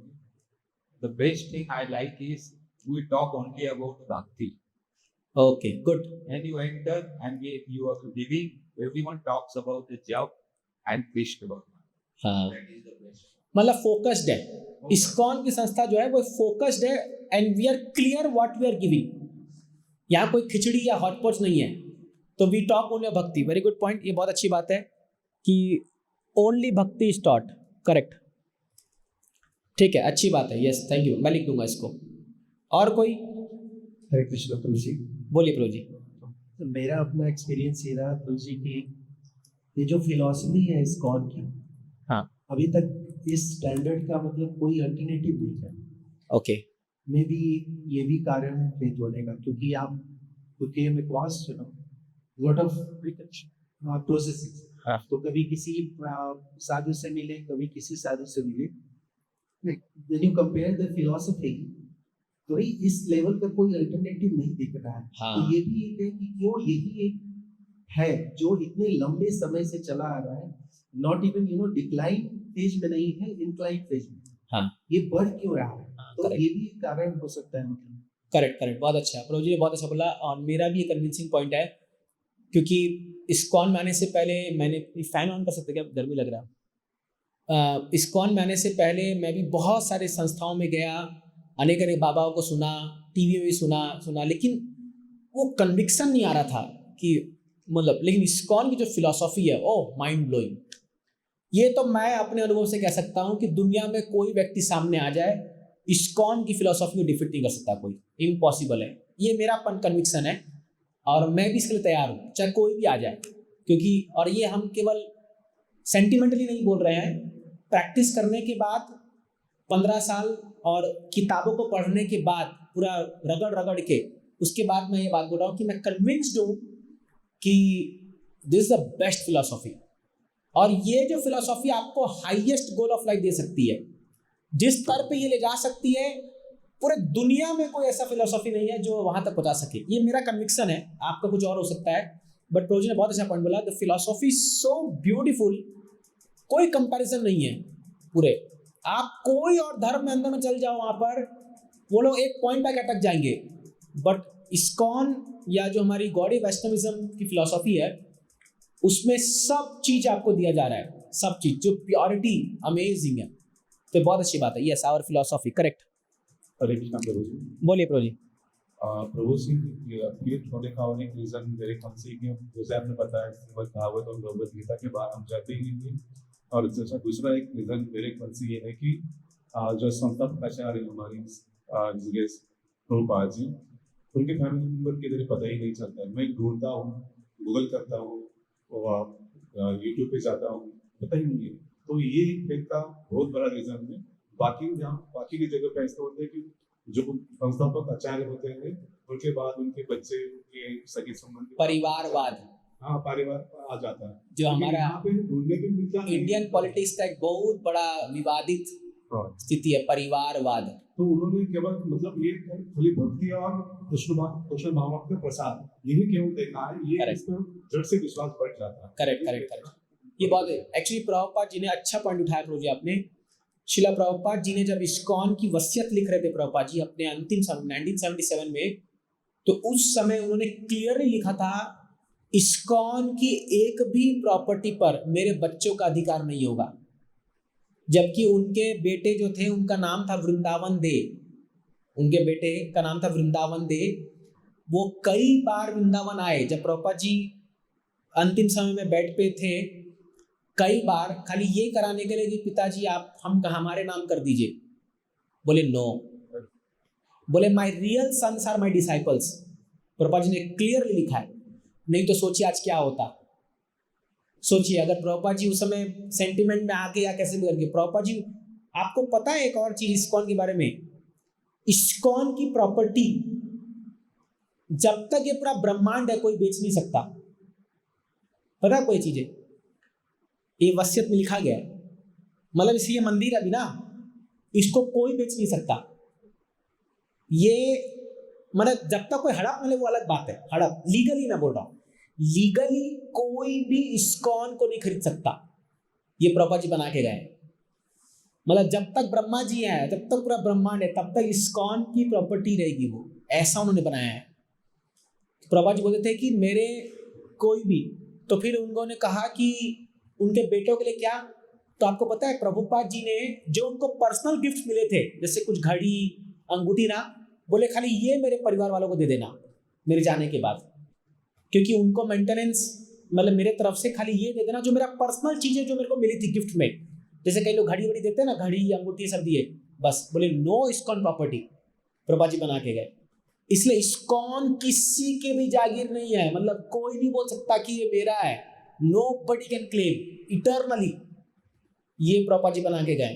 तो इसीलिए क्या है, बी एश्योर्ड कि यहाँ कोई क्लेम नहीं कर सकता। जैसे अभी एक बड़े आचार्य जाने के बाद उनके बेटे लोग पूरा उनका हथियार हैं, पूरा प्रॉपर्टी जो मंदिर बनाए थे ना, वो पब्लिक पैसे से बनाए, बट उनके बेटे लोग हथियार है क्योंकि उनके वो पुत्र थे। तो इसलिए करेक्ट, ये अच्छा पॉइंट आपने बताया।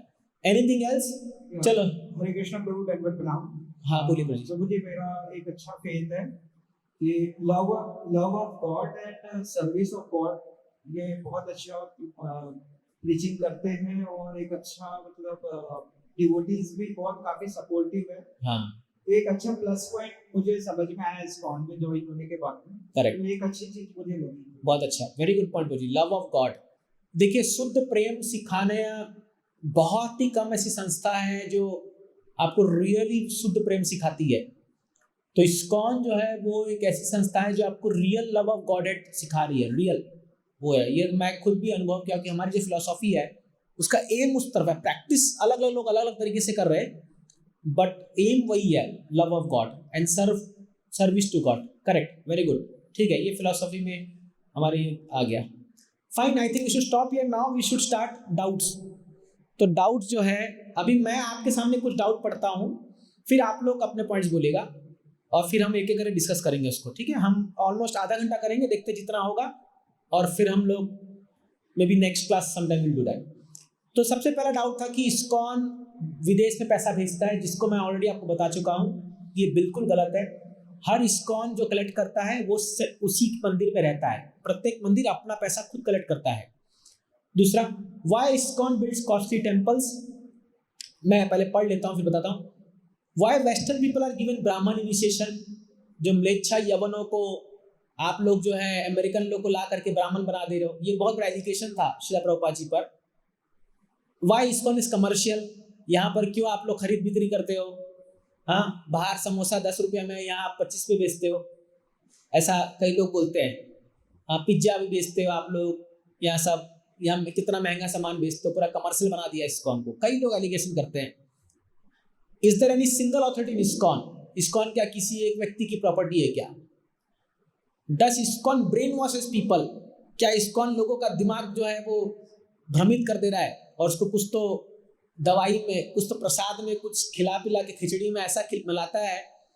अब से कल भी हम लोग पनवेल प्रोग्राम था, तो वहाँ पर जो सोसाइटी के जो कमिटी मेंबर्स थे उनको हमने इनवाइट किया था, वो लोग नए नए अभी निर्वाचित होकर आए थे। तो जब खिचड़ी खाए बोले यार ऐसा खिचड़ी तो कभी हम घर में भी नहीं बना सकते। तो फिर हमारे भक्तों ने कहा ये इस्कॉन की खिचड़ी है, ये कहीं नहीं मिलेगी आपको। बोले क्या मिलाते हैं ये लोग इसमें? बोले ये कुछ तो मिलाते हैं। तो यही लोग लगता है कुछ तो मिलाते हैं जो आदमी मोहित हो जाता है, तो ऐसा हो सकता है। Does ISKCON make young people sadhus, नौजवान लोग को पकड़ पकड़ के टकला कर देते हैं, धोती कुर्ता पहना करके उनको जो है, ये बहुत लोग बोलते हैं, खासकर जिसके बच्चे हम जैसे ब्रह्मचारी बन गए, तो कई लोग जो है इस पे एलिगेशन लगाते हैं कि अरे तुम लोग नौजवान लोग को पकड़ते हो और क्या, इसलिए जब हम प्रचार करते हैं यूथ को, तो मेरी माँ भी कही मेरे को, बोली आज कौन सा मुर्गा फंस गया तुम्हारे अंदर, किसका हेड सेव करने वाले हो? तो लोग ऐसा हमको एलिगेशन लगाते हैं। और फिर कई लोग बोले कि इस्कॉन का पर्पस क्या है, तुम चाहते क्या हो भाई, इतना सब क्यों कर रहे हो? तो ऐसे कुछ प्रश्न लोग पूछते हैं। अब आप बोलिए प्रभु जी, क्या आप कुछ बोल रहे थे? विकास प्रभु जी कुछ बोलना चाहते थे, माइक दीजिए उनको। अब आप लोग एलिगेशन लगाइए, फिर धीरे धीरे हम एक आंसर करेंगे, प्रयास करेंगे। प्रभु जी, मैं समय के साथ समझ गया, ये मेरा डाउट नहीं है। अच्छा, जस्ट लेकिन कोई भी एक बाहर से आएगा जो हमारा अभिषेक होता है या कुछ भी वो देखेगा, हाँ, ठीक है, नॉर्मल आदमी देख के वो समझेगा कि ये तो 50 लाख का अभिषेक हो रहा है, 50 लाख का स्कूल बना दो, मंदिर बना दो, सॉरी हॉस्पिटल बना दो, हाँ, तो कितने लोगों का भला हो सकता है। हाँ, हाँ, तो इस तरीके का सोच आता है, भाई इतना वेस्ट क्यों कर रहे हो? इतना वेस्ट नहीं करो, ये तो अब मैं वही बोला, तो मैं किसी और का बात बोल रहा हूँ। नहीं, वो ऐसे ही लोग बोलते हैं, इतना दूध बहा दिया, गरीब को पिला दिए थे। हाँ, इतना एक्स्ट्रावेगेंस क्यों है? हाँ, तो इसका सॉल्यूशन नहीं समझा कि अगर उसको 50 लाख दे भी दिया जाए गरीब आदमी को, हाँ, वो 5 साल बाद फिर गरीब हो जाएगा। तो इसका सॉल्यूशन भी मतलब मैं अपनी तरफ से दे रहा हूँ, बाकी आप अपनी तरफ से। चलेगा, ठीक है। वही है कॉस्टली टेम्पल्स, ये कॉस्टली टेम्पल्स में आ गया कि इतना महंगा क्यों बनाते हैं भाई। एक व्यक्ति आया था, तो उसको टॉयलेट आ गया, तो उसको हम अपना बाथरूम लेके गए, वो बाथरूम में मार्बल देके भड़क गया। हम बोले पहले आप टॉयलेट तो कर लो। बोला नहीं, तुम लोग पब्लिक का पैसा लेकर के टॉयलेट भी इतना महंगा बनाते हो, पूरा भड़कने लग गया। तो बोले ऐसा है, क्या करें, लोग वो एलिगेशन करते हैं। ठीक है, और किसी कोई डाउट है आप बोलिए, हम पॉइंट्स लिखेंगे, फिर बाद में इसको देखिए। अभी ये ओपन डिस्कशन है, आप शर्माइए मत, कह रहे हम डाउट पूछेंगे तो हम कृष्ण पे डाउट कर रहे हैं, पाप लग जाएगा। यहाँ कोई श्राप नहीं देने वाले आपको, कोई बात नहीं, आप बोल सकते हैं। और प्रभुपाद जी इसको वेलकम करते थे। कई रिपोर्टर लोग तो बहुत चैलेंजिंग पूछते थे प्रभुपाद जी को। प्रभुपाद जी तो टीवी में जा जाके इंटरव्यू दे करके आंसर करते थे, क्योंकि क्लियर होना बहुत जरूरी है। आप लोग भक्ति प्रैक्टिस कर रहे हैं, देखिए मैं आपको बोलना चाहता हूँ, be clear what you are doing. अपने आप को भ्रम में मत रखिए, नहीं तो ना घर के ना घाट के। करना है तो अच्छे से कीजिए, पूरा फुल रिजल्ट आएगा। और नहीं, अगर आप नहीं करना, आपको पूरा डाउट है, तो कोई बात नहीं, आप आपके हिसाब से दिए। बट अगर आप आ रहे हैं ISKCON तो बी क्लियर, ताकि जब 10 लोग आपको बोले समाज में, आपके पास आंसर होना चाहिए, न कि आप चुपचाप सुन के आ जाओ, हाँ यार मेरे मन में भी यही था, पता नहीं हम कहाँ फंस गए। तो दैट मीन्स आप कहीं के नहीं हो फिर। तो इसलिए अगर आपके में कुछ डाउट है, आप खुल के बोलिए कि आपको क्या हम पर डाउट है, या हमारे प्रोसेस पे डाउट है, या कुछ चीज़ देख करके आपको लग रहा है तो, और कुछ चीज़ गलत है तो है, हम उसको सुधारने का प्रयास कर सकते हैं। But you have full right to do this. तो कोई डाउट नहीं आप लोगों को, फुल फेथ है ISKCON पे रियली। टाइम विल से, समय बताएगा, देखते हैं। चलिए, तो मैं कुछ पॉइंट्स पे आता हूँ, ये आपको मैं क्लैरिफाई करना चाहता हूँ। मैंने पहला आपको बता दिया कि ISKCON बाहर पैसा नहीं भेजता, बल्कि बाहर से यहाँ आया था इनिशियली, और अभी हर मंदिर अपना खुद कलेक्ट करता है। दूसरा, ISKCON बड़े महंगे मंदिर क्यों बनाता है?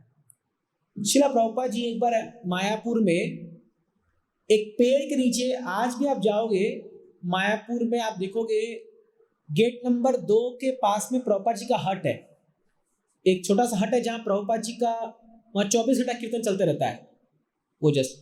तो वहाँ प्रभुपाद जी बैठते थे जब मायापुर जाते थे, उनका छोटा सा हट बना हुआ था और प्रभुपाद जी वहीं रहते थे, वहीं करते थे। तो जब लोटस बिल्डिंग, पहला बिल्डिंग बना था मायापुर में, और भक्तों ने वो बिल्डिंग को अपने हाथों से बनाया था, क्योंकि इनके पास ये कोई कंस्ट्रक्टर को पैसा देने के लिए पैसा नहीं था, अपने हाथों से बनाया था। और प्रभुपाद जी के लिए एक बहुत बड़ा रूम बनाया था वहां पर। तो प्रभुपाद जी को बोला, प्रभुपाद जी चलिए आपका नया रूम बन गया है, आप वहां पर जाके बैठिए। तो प्रभुपाद जी ने कहा, नो आई डोंट नीड, ये मायापुर धाम है, मुझे बहुत अच्छा लग रहा है यहाँ पर, ये अपना हट है और मुझे अच्छा लग रहा है। तो बोले Prabhupada ji, but if you sit here then no big person will come to meet you. कोई बड़ा व्यक्ति अगर आएगा, क्योंकि उस समय ISKCON बहुत फेमस हो रहा था और वेस्टर्न डिसाइपल सब आ रहे थे इंडिया ना, तो बड़े बड़े लोग मिल जाते थे प्रभुपाद जी से, मिनिस्टर लोग, उद्योगपति लोग। तो बोले प्रभुपाद जी, वो लोग आपसे यहाँ मिलने नहीं आएंगे, आपसे मिलने के लिए उनको कोई अच्छा कमरा, अच्छा व्यवस्था होना चाहिए। बोले प्रभुपाद जी बोले, अगर भगवान की सेवा के लिए इधर का है तो मैं चला जाऊंगा। कई बार क्या होता है, इनिशियल आकर्षण के लिए लोगों को कुछ बड़ा दिखाना पड़ता है। जैसे आप देखिए, आप ही देखिए, अभी खारगर में आप देखते हो कोई छोटा सा मंदिर होगा, कोई कोने में एकदम सड़क के किनारे में एकदम छोटा सा मंदिर होगा, एक दीदी वहां बैठे होंगे, हाँ। और आप उन मंदिरों की हालत देखिए। अभी जो मंदिर फेमस नहीं हुआ, फेमस इन द सेंस, मंदिर फेमस कैसे होता है आप सुनिए। ये भी अभी भारत में मंदिर बनाना एक बहुत इजी बिजनेस है। मैं आपको रियली बता रहा हूँ, क्या करना है, एक पेड़ के नीचे आपको एक कोई विग्रह या कुछ पत्थर वत्थर ला के रख दो, और आप हर दिन जा करके उसमें 4 अगरबत्ती लेके लगा दो वहां पर, ठीक है। हर दिन लगाइए नियमित रूप से, 2-4 महीना आप कीजिए। आपको देख करके कोई तो 5 लोग आपसे पूछेंगे, भाई साहब क्या कर रहे हो यहाँ? आप बोलो, भाई साहब ये स्वयंभू विग्रह है, ये अपने आप आया है, और मेरा ना, मैं बहुत बड़े संकट में था, और ये मैं जब यहाँ से अगरबत्ती जब से दिखाने लगा हूँ, मेरा तो घड़ी उल्टा हो गया, मतलब पूरा समय सही हो गया, मेरा सब कुछ सही हो गया। आप ऐसा 50 लोग को बोलिए, 50 में 20-25 ऐसे होंगे जो आप पर विश्वास करेंगे, क्या बात कर रहे हैं, क्योंकि सबका समय खराब चल रहा है, वो तो भाई हर आदमी दुखी है। अब मान लो 25 लोग उसमें से आ गए, अब 25 लोग आकर के बोले, भाई तुम भी हर दिन 2 अगरबत्ती आके दिखाया करो। तो पहले 4 अगरबत्ती थी, अब 2-2 और लगने लगी, तो अगरबत्ती का ढेर हो जाएगा वहां पर। अब उन 25 में अगर 5 का भी मुराद पूरा हो गया, जो बाई चांस पूरा हो गया, अब वो 5 से और 400-500 तक फैलेगा। आप देखोगे 2 साल के अंदर वहां एक मंदिर खड़ा हो जाएगा।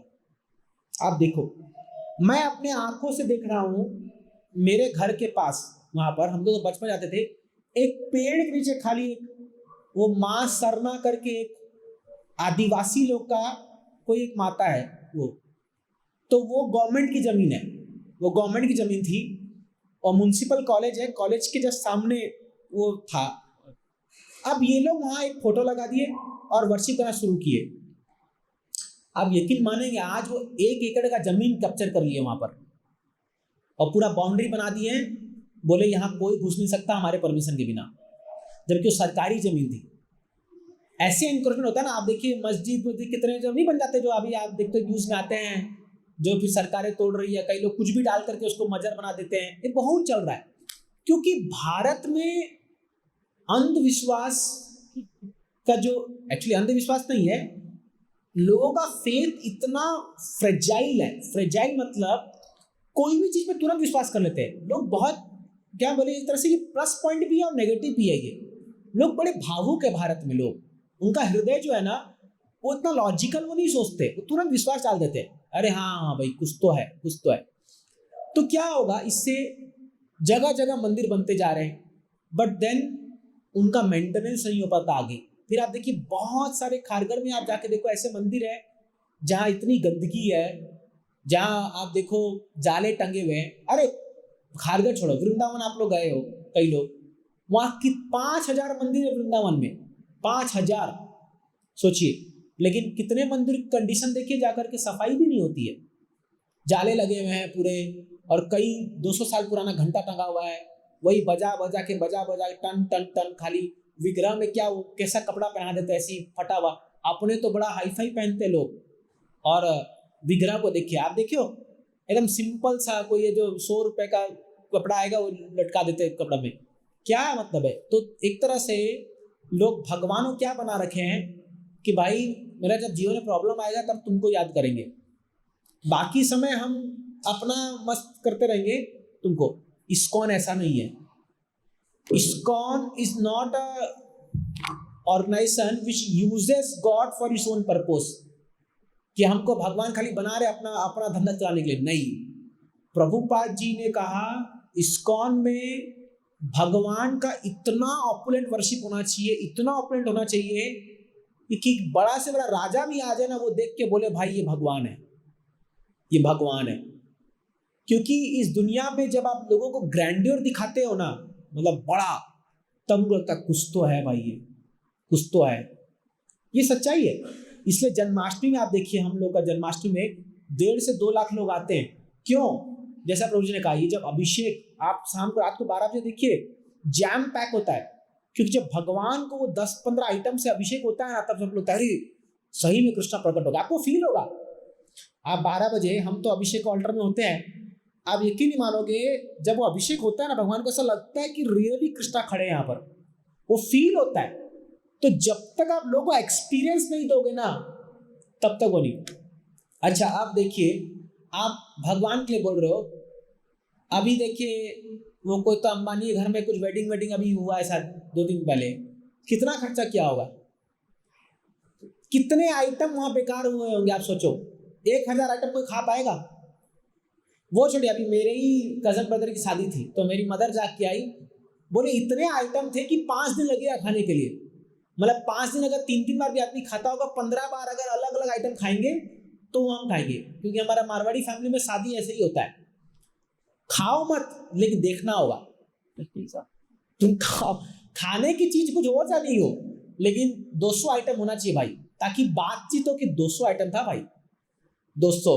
और मान लो आपने 10 आइटम बनाया और एकदम टेस्टी, क्या पार्टी था, खाली 10 ही आइटम बनाया, बेकार पार्टी था।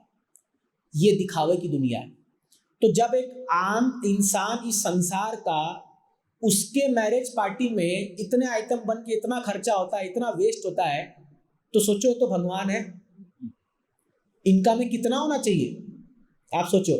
क्योंकि हम भगवान को भगवान नहीं मानते, हम उसको मूर्ति मानते हैं, बोल करके हमको लगता है ये वेस्ट है।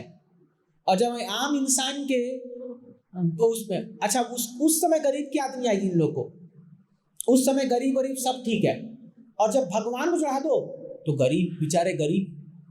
तो ये लोग जो है ना, ये लोग जो बोलने वाले क्रिटिक्स लोग जो है, ये लोग एक पॉइंट मत नहीं है इनका, ये लोग दल बदलू लोग होते हैं, दल बदलू होते हैं ये लोग। तो जब भगवान की बात आएगी तो गरीब याद आ जाएंगे, और जब खुद के घर में वेस्ट हो रहा है तो कोई गरीब नहीं भाई, सब चलेगा। जैसे वही बात हो गई कि जब क्रिश्चियन लोग बोलते हैं कि भाई इतना पेड़ तुम लोग दिवाली में बम फोड़ रहे हो, इतना प्रदूषण कर रहे हो, और वही जब क्रिसमस आएगा तभी लोग पेड़ को ले दरादर काट काट के खाली एक रात को सजाने के लिए उस पेड़ को काट के लगा देते हैं। तब कोई वेस्टेज नहीं है, तब कोई वो नहीं है। ये क्या बात है भाई, तुम दोगलापन क्यों कर रहे हो? समझ रहे हो ना इस बात को? तो क्या है, मैं आपको बता रहा हूँ, हमारे सनातन धर्म में या हिंदू समाज में बोलिए, एक सिस्टमैटिक प्रोपेगेंडा फैलाया जाता है कि तुम कुछ भी करो वो नीचा है, वो हीन है, वो गड़बड़ी है, उसमें देखो समाज से क्या हो रहा है। ये इसमें सरकार सबका मिला जुला भगत है, सबका मिला जुला रहता है, क्योंकि पूरी दुनिया चाहती है कि ये भारत को नीचे दबा दिया जाए, हिंदुओं को दबाओ, हिंदुओं को दबाया जाए, ये सबका प्रोपेगेंडा है। लेकिन एक्चुअली हम लोग को कन्विंस होना चाहिए कि हम क्या कर रहे हैं, हम क्या कर रहे हैं। और इनफैक्ट आपको बता दूं कि जब हम इस्कॉन में कोई भी अभिषेक करते हैं तो उसके बाद चरणामृत फेंकते थोड़ी हैं, सबको बांटते ही हैं भाई, वो वेस्ट थोड़ी होता है, वो बांटते ही हैं। इनफैक्ट इस्कॉन जितना प्रसाद लोगों को बांटता है शायद ही कोई संस्था होगी जो इतना बांटता होगा। आप सोचो, दिन भर में नहीं तो भी 1000 लोग कम से कम खिचड़ी का एक रोट तो खा के जाते हैं। या किसी को मना हुआ है, आज तक आपको मना हुआ है कि नहीं आपको प्रसाद नहीं मिलेगा इस्कॉन में? कोई मना किया आपको? चाहे गरीब आ जाए चाहे अमीर आ जाए, कोई भेदभाव नहीं है। तो प्रसाद बांटते हैं। एक्चुअली आपको पता है ये फूड फॉर लाइफ प्रोग्राम कब शुरू हुआ? मायापुर में श्रीला प्रभुपाद जी अपने बिल्डिंग में ऊपर खड़े थे और उन्होंने देखा कि 2 गरीब बच्चे कुत्तों से लड़ रहे थे खाना खाने के लिए। बहुत गरीबी थी उन दिनों में, 1970s 80s में। अभी तो मैं परसों एक रिपोर्ट पढ़ रहा था कि हमारा देश में 25 करोड़ लोग गरीबी से बाहर आ चुके हैं। ये बहुत बड़ा अचीवमेंट है 10 साल में, और ये वर्ल्ड स्टैटिस्टिक्स है। ये जो अच्छा चीज हो रहा है वो तो कोई नहीं गाएगा, लोग कोई बोलेगा नहीं क्या हो रहा है, लेकिन जो बुरी चीज है खाली उसको देखते रहेंगे लोग। Why not appreciate the good things also? तो प्रभुपाद जी ने कहा कि हमारे इस्कॉन मंदिर से 5 किलोमीटर रेडियस तक कोई व्यक्ति भूखा नहीं सोना चाहिए। इसलिए उन्होंने स्टार्ट किया फूड फॉर लाइफ, कि मतलब बांटो, प्रसाद बांटो। इसलिए आप देखोगे इस्कॉन में एक्चुअली प्रभुपाद क्या चाहते पता है? प्रभुपाद चाहते थे कि कोई भी व्यक्ति हमारे इस्कॉन मंदिर में आए ना, उसको गरम गरम बैठा करके चावल दाल रोटी सब्जी खिलाना चाहिए, गरम गरम। ये उनका इच्छा था, लेकिन उतना व्यवस्था नहीं कर पाएंगे क्योंकि दिन भर बनाना करना बड़ा मुश्किल है। तो इसलिए फिर खिचड़ी चालू कर दिया कि खाली खिचड़ी बना दो, खिचड़ी बांटो, खिचड़ी और हलवा 2 बटता है प्रसाद अपना। तो क्या है, हम पूरे दुनिया को खिलाना चाहते हैं। मुझे अच्छे से याद है वो लेक्चर प्रभुपाद जी मेलबोर्न में थे, ऑस्ट्रेलिया में। प्रभुपाद जी व्यासासन से बोले थे बैठ करके, I call all the people of Australia to come to ISKCON and I will feed you. मैं तुमको खिलाऊंगा खाना। प्रभुपाद जी ने कहा था आओ इस्कॉन में आ जाओ, हम तुमको प्रसाद खिलाएंगे। क्योंकि प्रभुपाद जी बोले थे देने वाला भगवान है। तुम लोग मूर्ख लोग सोचते हो कि तुम लोग ला रहे हो ये चीज, नो, इट इज कृष्णास। ये जो उपजाऊ हो रहा है, जो भी धन धान्य आ रहा है, जो भी अनाज उत्पन्न हो रहा है, ये भगवान उत्पत्ति कर रहे हैं। तो इसीलिए अगर आप भगवान को ऑपरेंटली वर्शिप करोगे ना, आप देखोगे पूरा गांव, पूरा समाज, कोई भूखा नहीं सोएगा। ये पूरा कॉन्सेप्ट गलत है कि भगवान का बचा करे गरीबों में बांट दो। अरे प्रभु जी ने सही कहा, वो गरीब में कितना भी बांट दो गरीब ही रहेगा। वो गरीब क्यों है पहले उसको तो समझो, वो गरीब क्यों है। जैसे मैं अक्सर ये कहता हूँ कि आप एक जो लेबर, से मेरे फादर बिजनेसमैन है तो उनके अंडर कई लेबर काम करते हैं। तो कई बार क्या होता है कि लेबर लोग नहीं आते, माने स्किप कर देते अपना काम को। तो मैं बताते हैं कि क्यों स्किप करते हैं। बोलते हैं कि आज सुबह सुबह 2 घंटे में 300 रुपये कमा लिया। ये अगर एक लेबर एक दिन में 300 रुपये कमा लेना तो उसको कुछ नहीं चाहिए फिर और। तो 2 घंटे में 300 कमा करके 150 की दारू खरीद लेता है, जाकर के 150 का वो खरीद लेगा और पी के सो जाएगा और उसको लगेगा मेरा दिन सफल हो गया। वो गरीब ही रहेगा क्योंकि वो 300 से ऊपर सोच नहीं सकता। समझो मेरी बात को।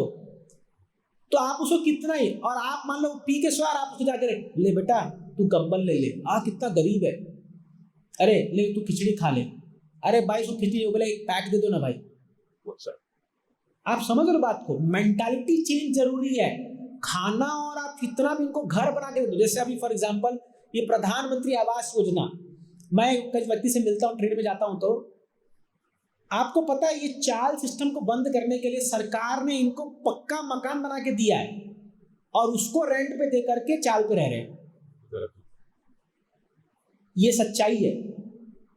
तो कहां से आप गरीबी सुधारोगे?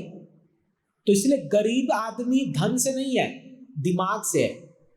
उसको बुद्धि नहीं है या वो बढ़ना ही नहीं चाहता। जैसे हमारे उड़ीसा में 2 रुपए चावल, 2 रुपए किलो चावल, पिछले 25 साल से 2 रुपए किलो चावल मैं देख रहा हूं। और 25 साल से सरकार जो है वही 2 रुपए में खिला खिला के सरकार तो बने जा रही है, बट सरकार तो चाहती है कि समाज का उद्धार हो, उसको तो अपनी सत्ता चाहिए ना। तो आप कभी भी गरीबी नहीं मिटा सकते जब तक आप इनकी मेंटालिटी नहीं बदलोगे, जब तक इनको एजुकेट नहीं करोगे। तो इसलिए एजुकेशन इज द की। तो एनी वो पॉइंट है। इसलिए ये लांछन लगाना कि आप इतना बड़ा वर्शिप क्यों कर रहे हो, इतना बड़ा महंगा क्यों बना रहे हो, अरे भाई तुम लोग के लिए बना रहे हैं। आज जब बड़ा मंदिर बनेगा ज्यादा लोग आएंगे, ज्यादा। आपको पता है क्रिश्चियन कम्युनिटी में दुनिया का सबसे बड़ा चर्च में पता है कितने लोग एक बार में बैठ सकते हैं? कोई अंदाजा है आपको? 8 लाख। ऐसा चर्च है वेटिकन सिटी में, 8 लाख लोग एक बार में प्रेयर करते हैं उसमें हर दिन। 8 लाख। आप इस हॉल में कितने लोग बैठा सकते हो? मैक्सिमम 2-2.5 हजार। सोचिए, और उसमें भी लोगों का रोना धोना है। तो समझ में नहीं आ रहा कि what kind of mentality people है। और ये लोग कौन है पता है? अपने ही धर्म के लोग हैं, सनातन धर्म के लोग, जो हमको, जैसे कल हम पनवेल में कीर्तन करने गए थे, तो जैसे मैं कीर्तन किया पीछे से कमिटी में कंप्लेन आ गया, बहुत लाउड आवाज हो रहा है, वो करो कम। जबकि बारिश आ रही है, पूरा इतना शोर शराबा हो रहा है, कुछ नहीं है। और वहीं जब वो डीजे जाएगा वहां से एकदम धम धम बजाएंगे एकदम, तब इनको कुछ मजा आएगा, वह बहुत अच्छा है। तब इनके बच्चे नहीं पढ़ रहे होते हैं, तब इनको घर में टीवी, क्योंकि क्या है, एक ईर्ष्या है लोगों के मन में। तो ये वो ईर्ष्या के वश लोग जो है ये ऐसा प्रोपेगेंडा चलाते हैं। We should be very careful कि हम इनके वश में ना आए और इनको मुंह तोड़ जवाब दें।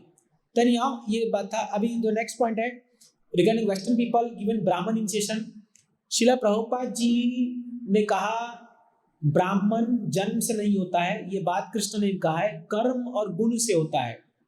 तो प्रभुपाद जी ने जब वेस्टर्न कंट्री में लोगों को 4 नियम का पालन कराया और उनको शुद्ध भक्त बनाया वास्तव में, तब प्रभुपाद जी ने उनको ब्राह्मण दीक्षा दिया क्वालिफिकेशन आने के बाद। और जब उनको भारत में लेके आए तो बहुत लोग प्रभुपाद जी पर लांछन लगाने लगे कि तुमने म्लेच्छों को तुमने ब्राह्मण बना दिया। तो प्रभुपाद जी ने कहा तुम नालायक, ब्राह्मण में जन्म लेके तुमने क्या किया? तुम तो ब्राह्मण घर में जन्म लेके मीट मांस मच्छी खा रहे हो, तो तुम तो और गिरे हुए हो, तुम हमको सिखा रहे हो।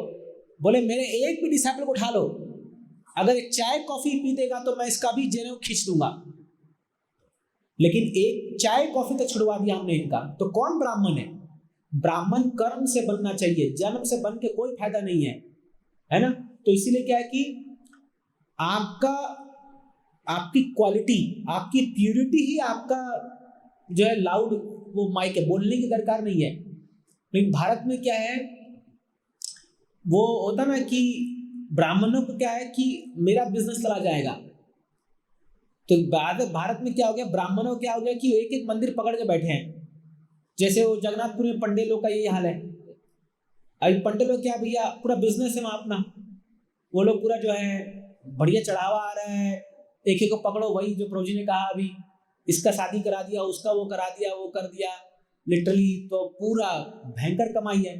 अब वहां से उनको हटाने का प्रयास करो, देखो दंगा कर देंगे पूरा ठा करके।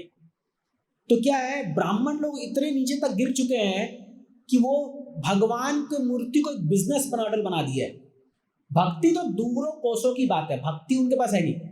और इसी का खंडन क्या था भक्तेश ठाकुर जी ने, उन्होंने कहा था, भक्त ठाकुर जी ने, मैं आपको एक एपिसोड बताता हूँ, फिर मैं यहाँ एंड करूंगा, हम कीर्तन करेंगे थोड़ा सा।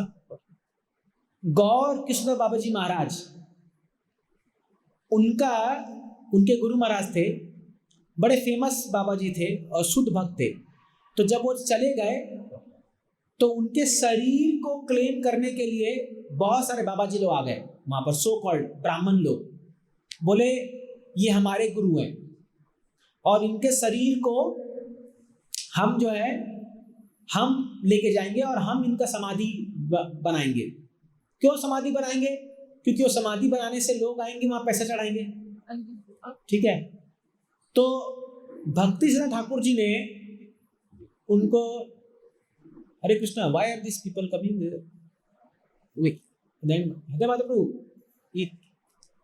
सो जब भक्ति ठाकुर जी ने देखा कि अरे ये ब्राह्मण, ये कहाँ से इनके शिष्य आ गए, ये आज तक ना कुछ फॉलो किए नियम, ना कुछ चीज को फॉलो किए, और ये लोग आके यहाँ ब्राह्मण बन गए। तो बोले मैं I am the only disciple of Baba ji Maharaj, मैं अकेलौता शिष्य हूँ। तो बड़ा हंगरम मच गया, ये हो गया। तब उन्होंने कहा अगर कोई भी ब्राह्मण यहाँ पर पिछले 1 हफ्ते में स्त्री का संग नहीं किया है तो आके छू दो शरीर को। 1 हफ्ते, पहले 1 महीना बोला, 1 महीना, 1 महीने में आके छू दो शरीर को। कोई सामने नहीं आया।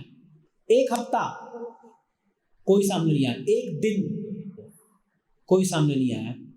बोले तुम अपने आप को ब्राह्मण कहते हो, तुम अपने आप को बड़ा महान भक्त कहते हो, पहले नियम पालन करो, पहले शुद्धता का नियम पालन करो। तो वही क्या है आजकल, क्या है इस हिंदू समाज में खास करके, नियम कुछ नहीं चाहिए। हाँ, उनके प्लेट में मांस मछली तलते रहेंगे और बढ़िया से खाते रहेंगे और बोलेंगे ये क्या पूजा करते रहते लोग, इतना भी क्या पूजा करने का दरकार है, इतना भी क्या है। जैसे वो बूढ़ी अम्मा रहेगी, मरने वाली है अभी वो, और सास जो का सीरियल देख रही है, और कोई उसका घर में बच्चा माला पकड़ ले, बेटा अभी से माला पकड़ लिया तू, तो बोलता दादी तुमको पकड़ना चाहिए था, मैं पकड़ रहा हूं कम से कम। ये तो हाल है देश का हमारा, ये देश का हाल है। गांव में जाइए लोग बीड़ी फूकते रहेंगे, आप देखो चबूतरे में बैठ करके बूढ़े लोग जो है मरने वाले अभी वो लोग, और बीड़ी फूके बोलते रहेंगे। देश खराब हो गया है बहुत ज्यादा, बहुत खराब हो गया है देश। अरे नालायको, तुम क्या कर रहे हो, सॉरी थोड़ा हार्ड बोल रहा हूं, तुम क्या एग्जाम्पल सेट कर रहे हो अपने जनरेशन के लिए। तो खराबी हम लोग में, वास्तव में हम वो स्टैंडर्ड फॉलो नहीं कर रहे हैं, हम अच्छा एग्जाम्पल सेट नहीं कर रहे, और दुनिया को मौका दे रहे हमको गाली देने के लिए। तो फिर क्या, प्रभुपाद जी एक ऐसे व्यक्ति थे, ऐसे महाराचार्य थे, जिन्होंने, आपको पता है उनको मैं बता रहा हूं, प्रभुपाद जी जब अमेरिका से वापस आए ना दिल्ली, तो ना एक टैक्सी ड्राइवर प्रभुपाद जी उतरे और वो ना थोड़ा कॉमेडी करने लगा प्रभुपाद जी से, बोलने लगा हाँ बाबा जी मैं जानता हूँ साहब, तुम अमेरिका गए थे ना, सब फिरंगी लोग मिली होगी वहां पर, ऐसे करके कॉमेडी करने लगा। प्रभुपाद जी बोले इधर आ, बोले अगर मेरे सामने, अगर मेरे चारों तरफ स्त्रियों से तुम मेरे को घेर दो ना, मेरे मन में एक विकार तक उत्पन्न नहीं होगा। बोले ये चीज किसी और को जाके कहना। प्रभुपाद जी ने बोल्डली कहा था, प्रभुपाद जी कह रहे और बोल्डली कहा था, मैं बोलूंगा नहीं यहाँ पर, लेकिन आपकी शुद्धता ही आपका प्रमाण है। तो अगर आप फॉलो कर रहे हैं तो बोलिए फिर, क्या रे आज हम क्यों बोल पा रहे इतना स्ट्रांगली करके, क्योंकि हम उसको फॉलो कर रहे हैं, तब जाके हम एकदम डंकी चोट बोल सकते हैं कि ये सही है, फॉलो करो।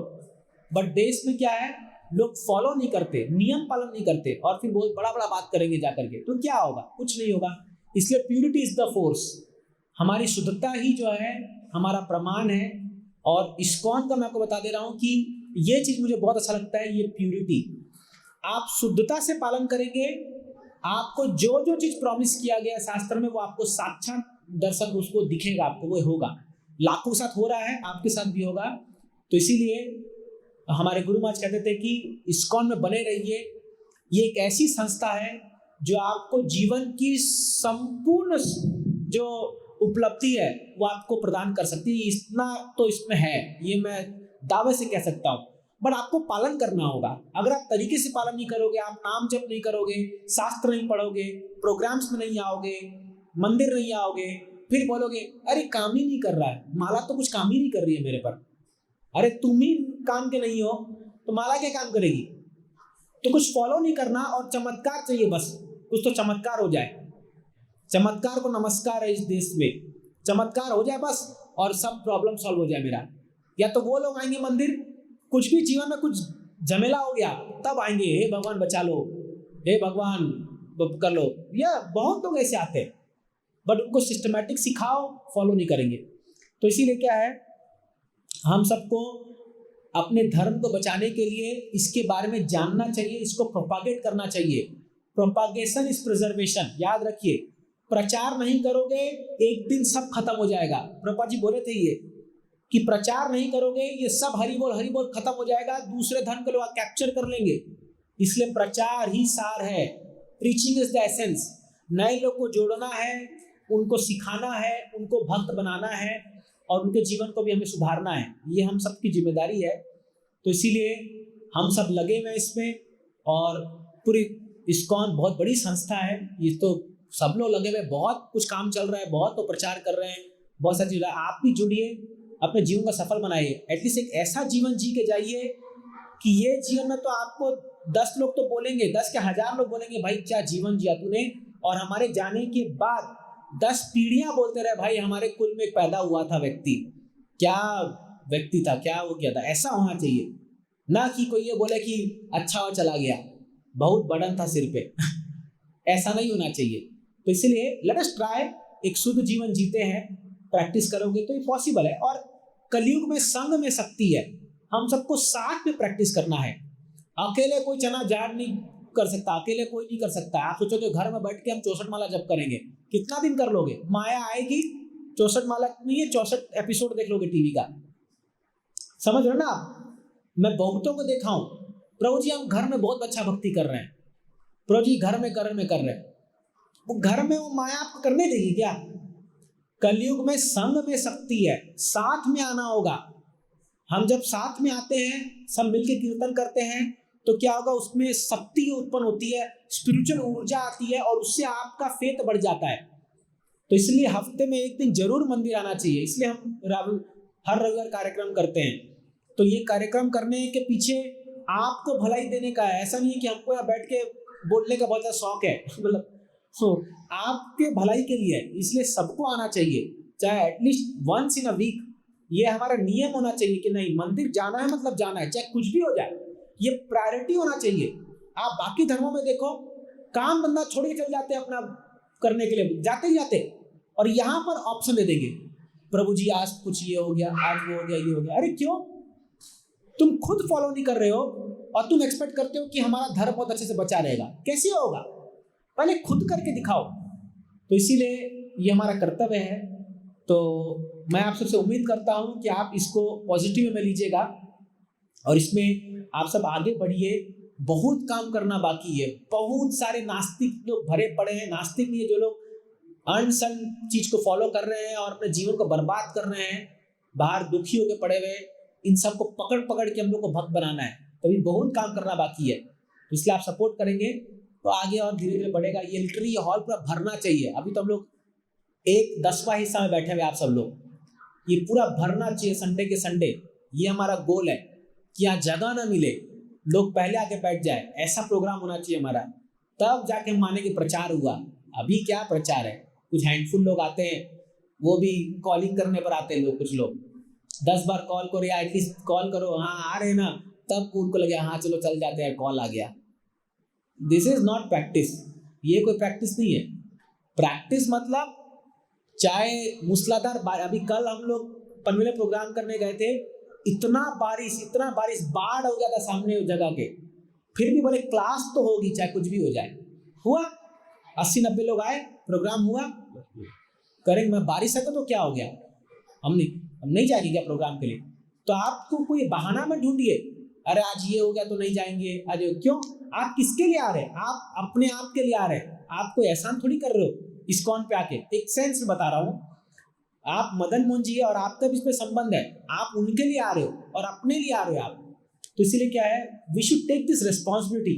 हम आएंगे साथ में 5 लोग को लेके आएंगे, तो एटलीस्ट हमारा कैसा होना चाहिए कि हमें दूसरों को कॉल करना चाहिए, माता जी आप आ रहे हैं ना प्रोग्राम में, आपको कॉल करना चाहिए उनको। प्रभु जी हो तो कॉल करना चाहिए आपके फ्रेंड्स को, अरे चल रहा है कि नहीं प्रोग्राम में, अरे मंदिर ही आ रहा, क्यों नहीं आ रहा? तो ऐसा जैसे आप पार्टी में जाते हो तो भी फोन करते हो, अरे क्या भाई पार्टी में चल रहा है ना, पूछते कि नहीं पूछते? ऐसे पूछना चाहिए। तो तब जाकर के हम लोग एक्चुअली मदन मोहन जी हम लोग को समझ कर, यार देख कितना सिंसियर बंदा है, ये बहुत सिंसियर अपने भक्ति को लेकर के। तो ये मेरा आपसे निवेदन है, ऐसा फॉलो करेंगे तो हम धीरे धीरे आगे बढ़ेंगे भक्ति में, और ये बहुत कुछ आना बाकी है। तो इसीलिए let us be on the path.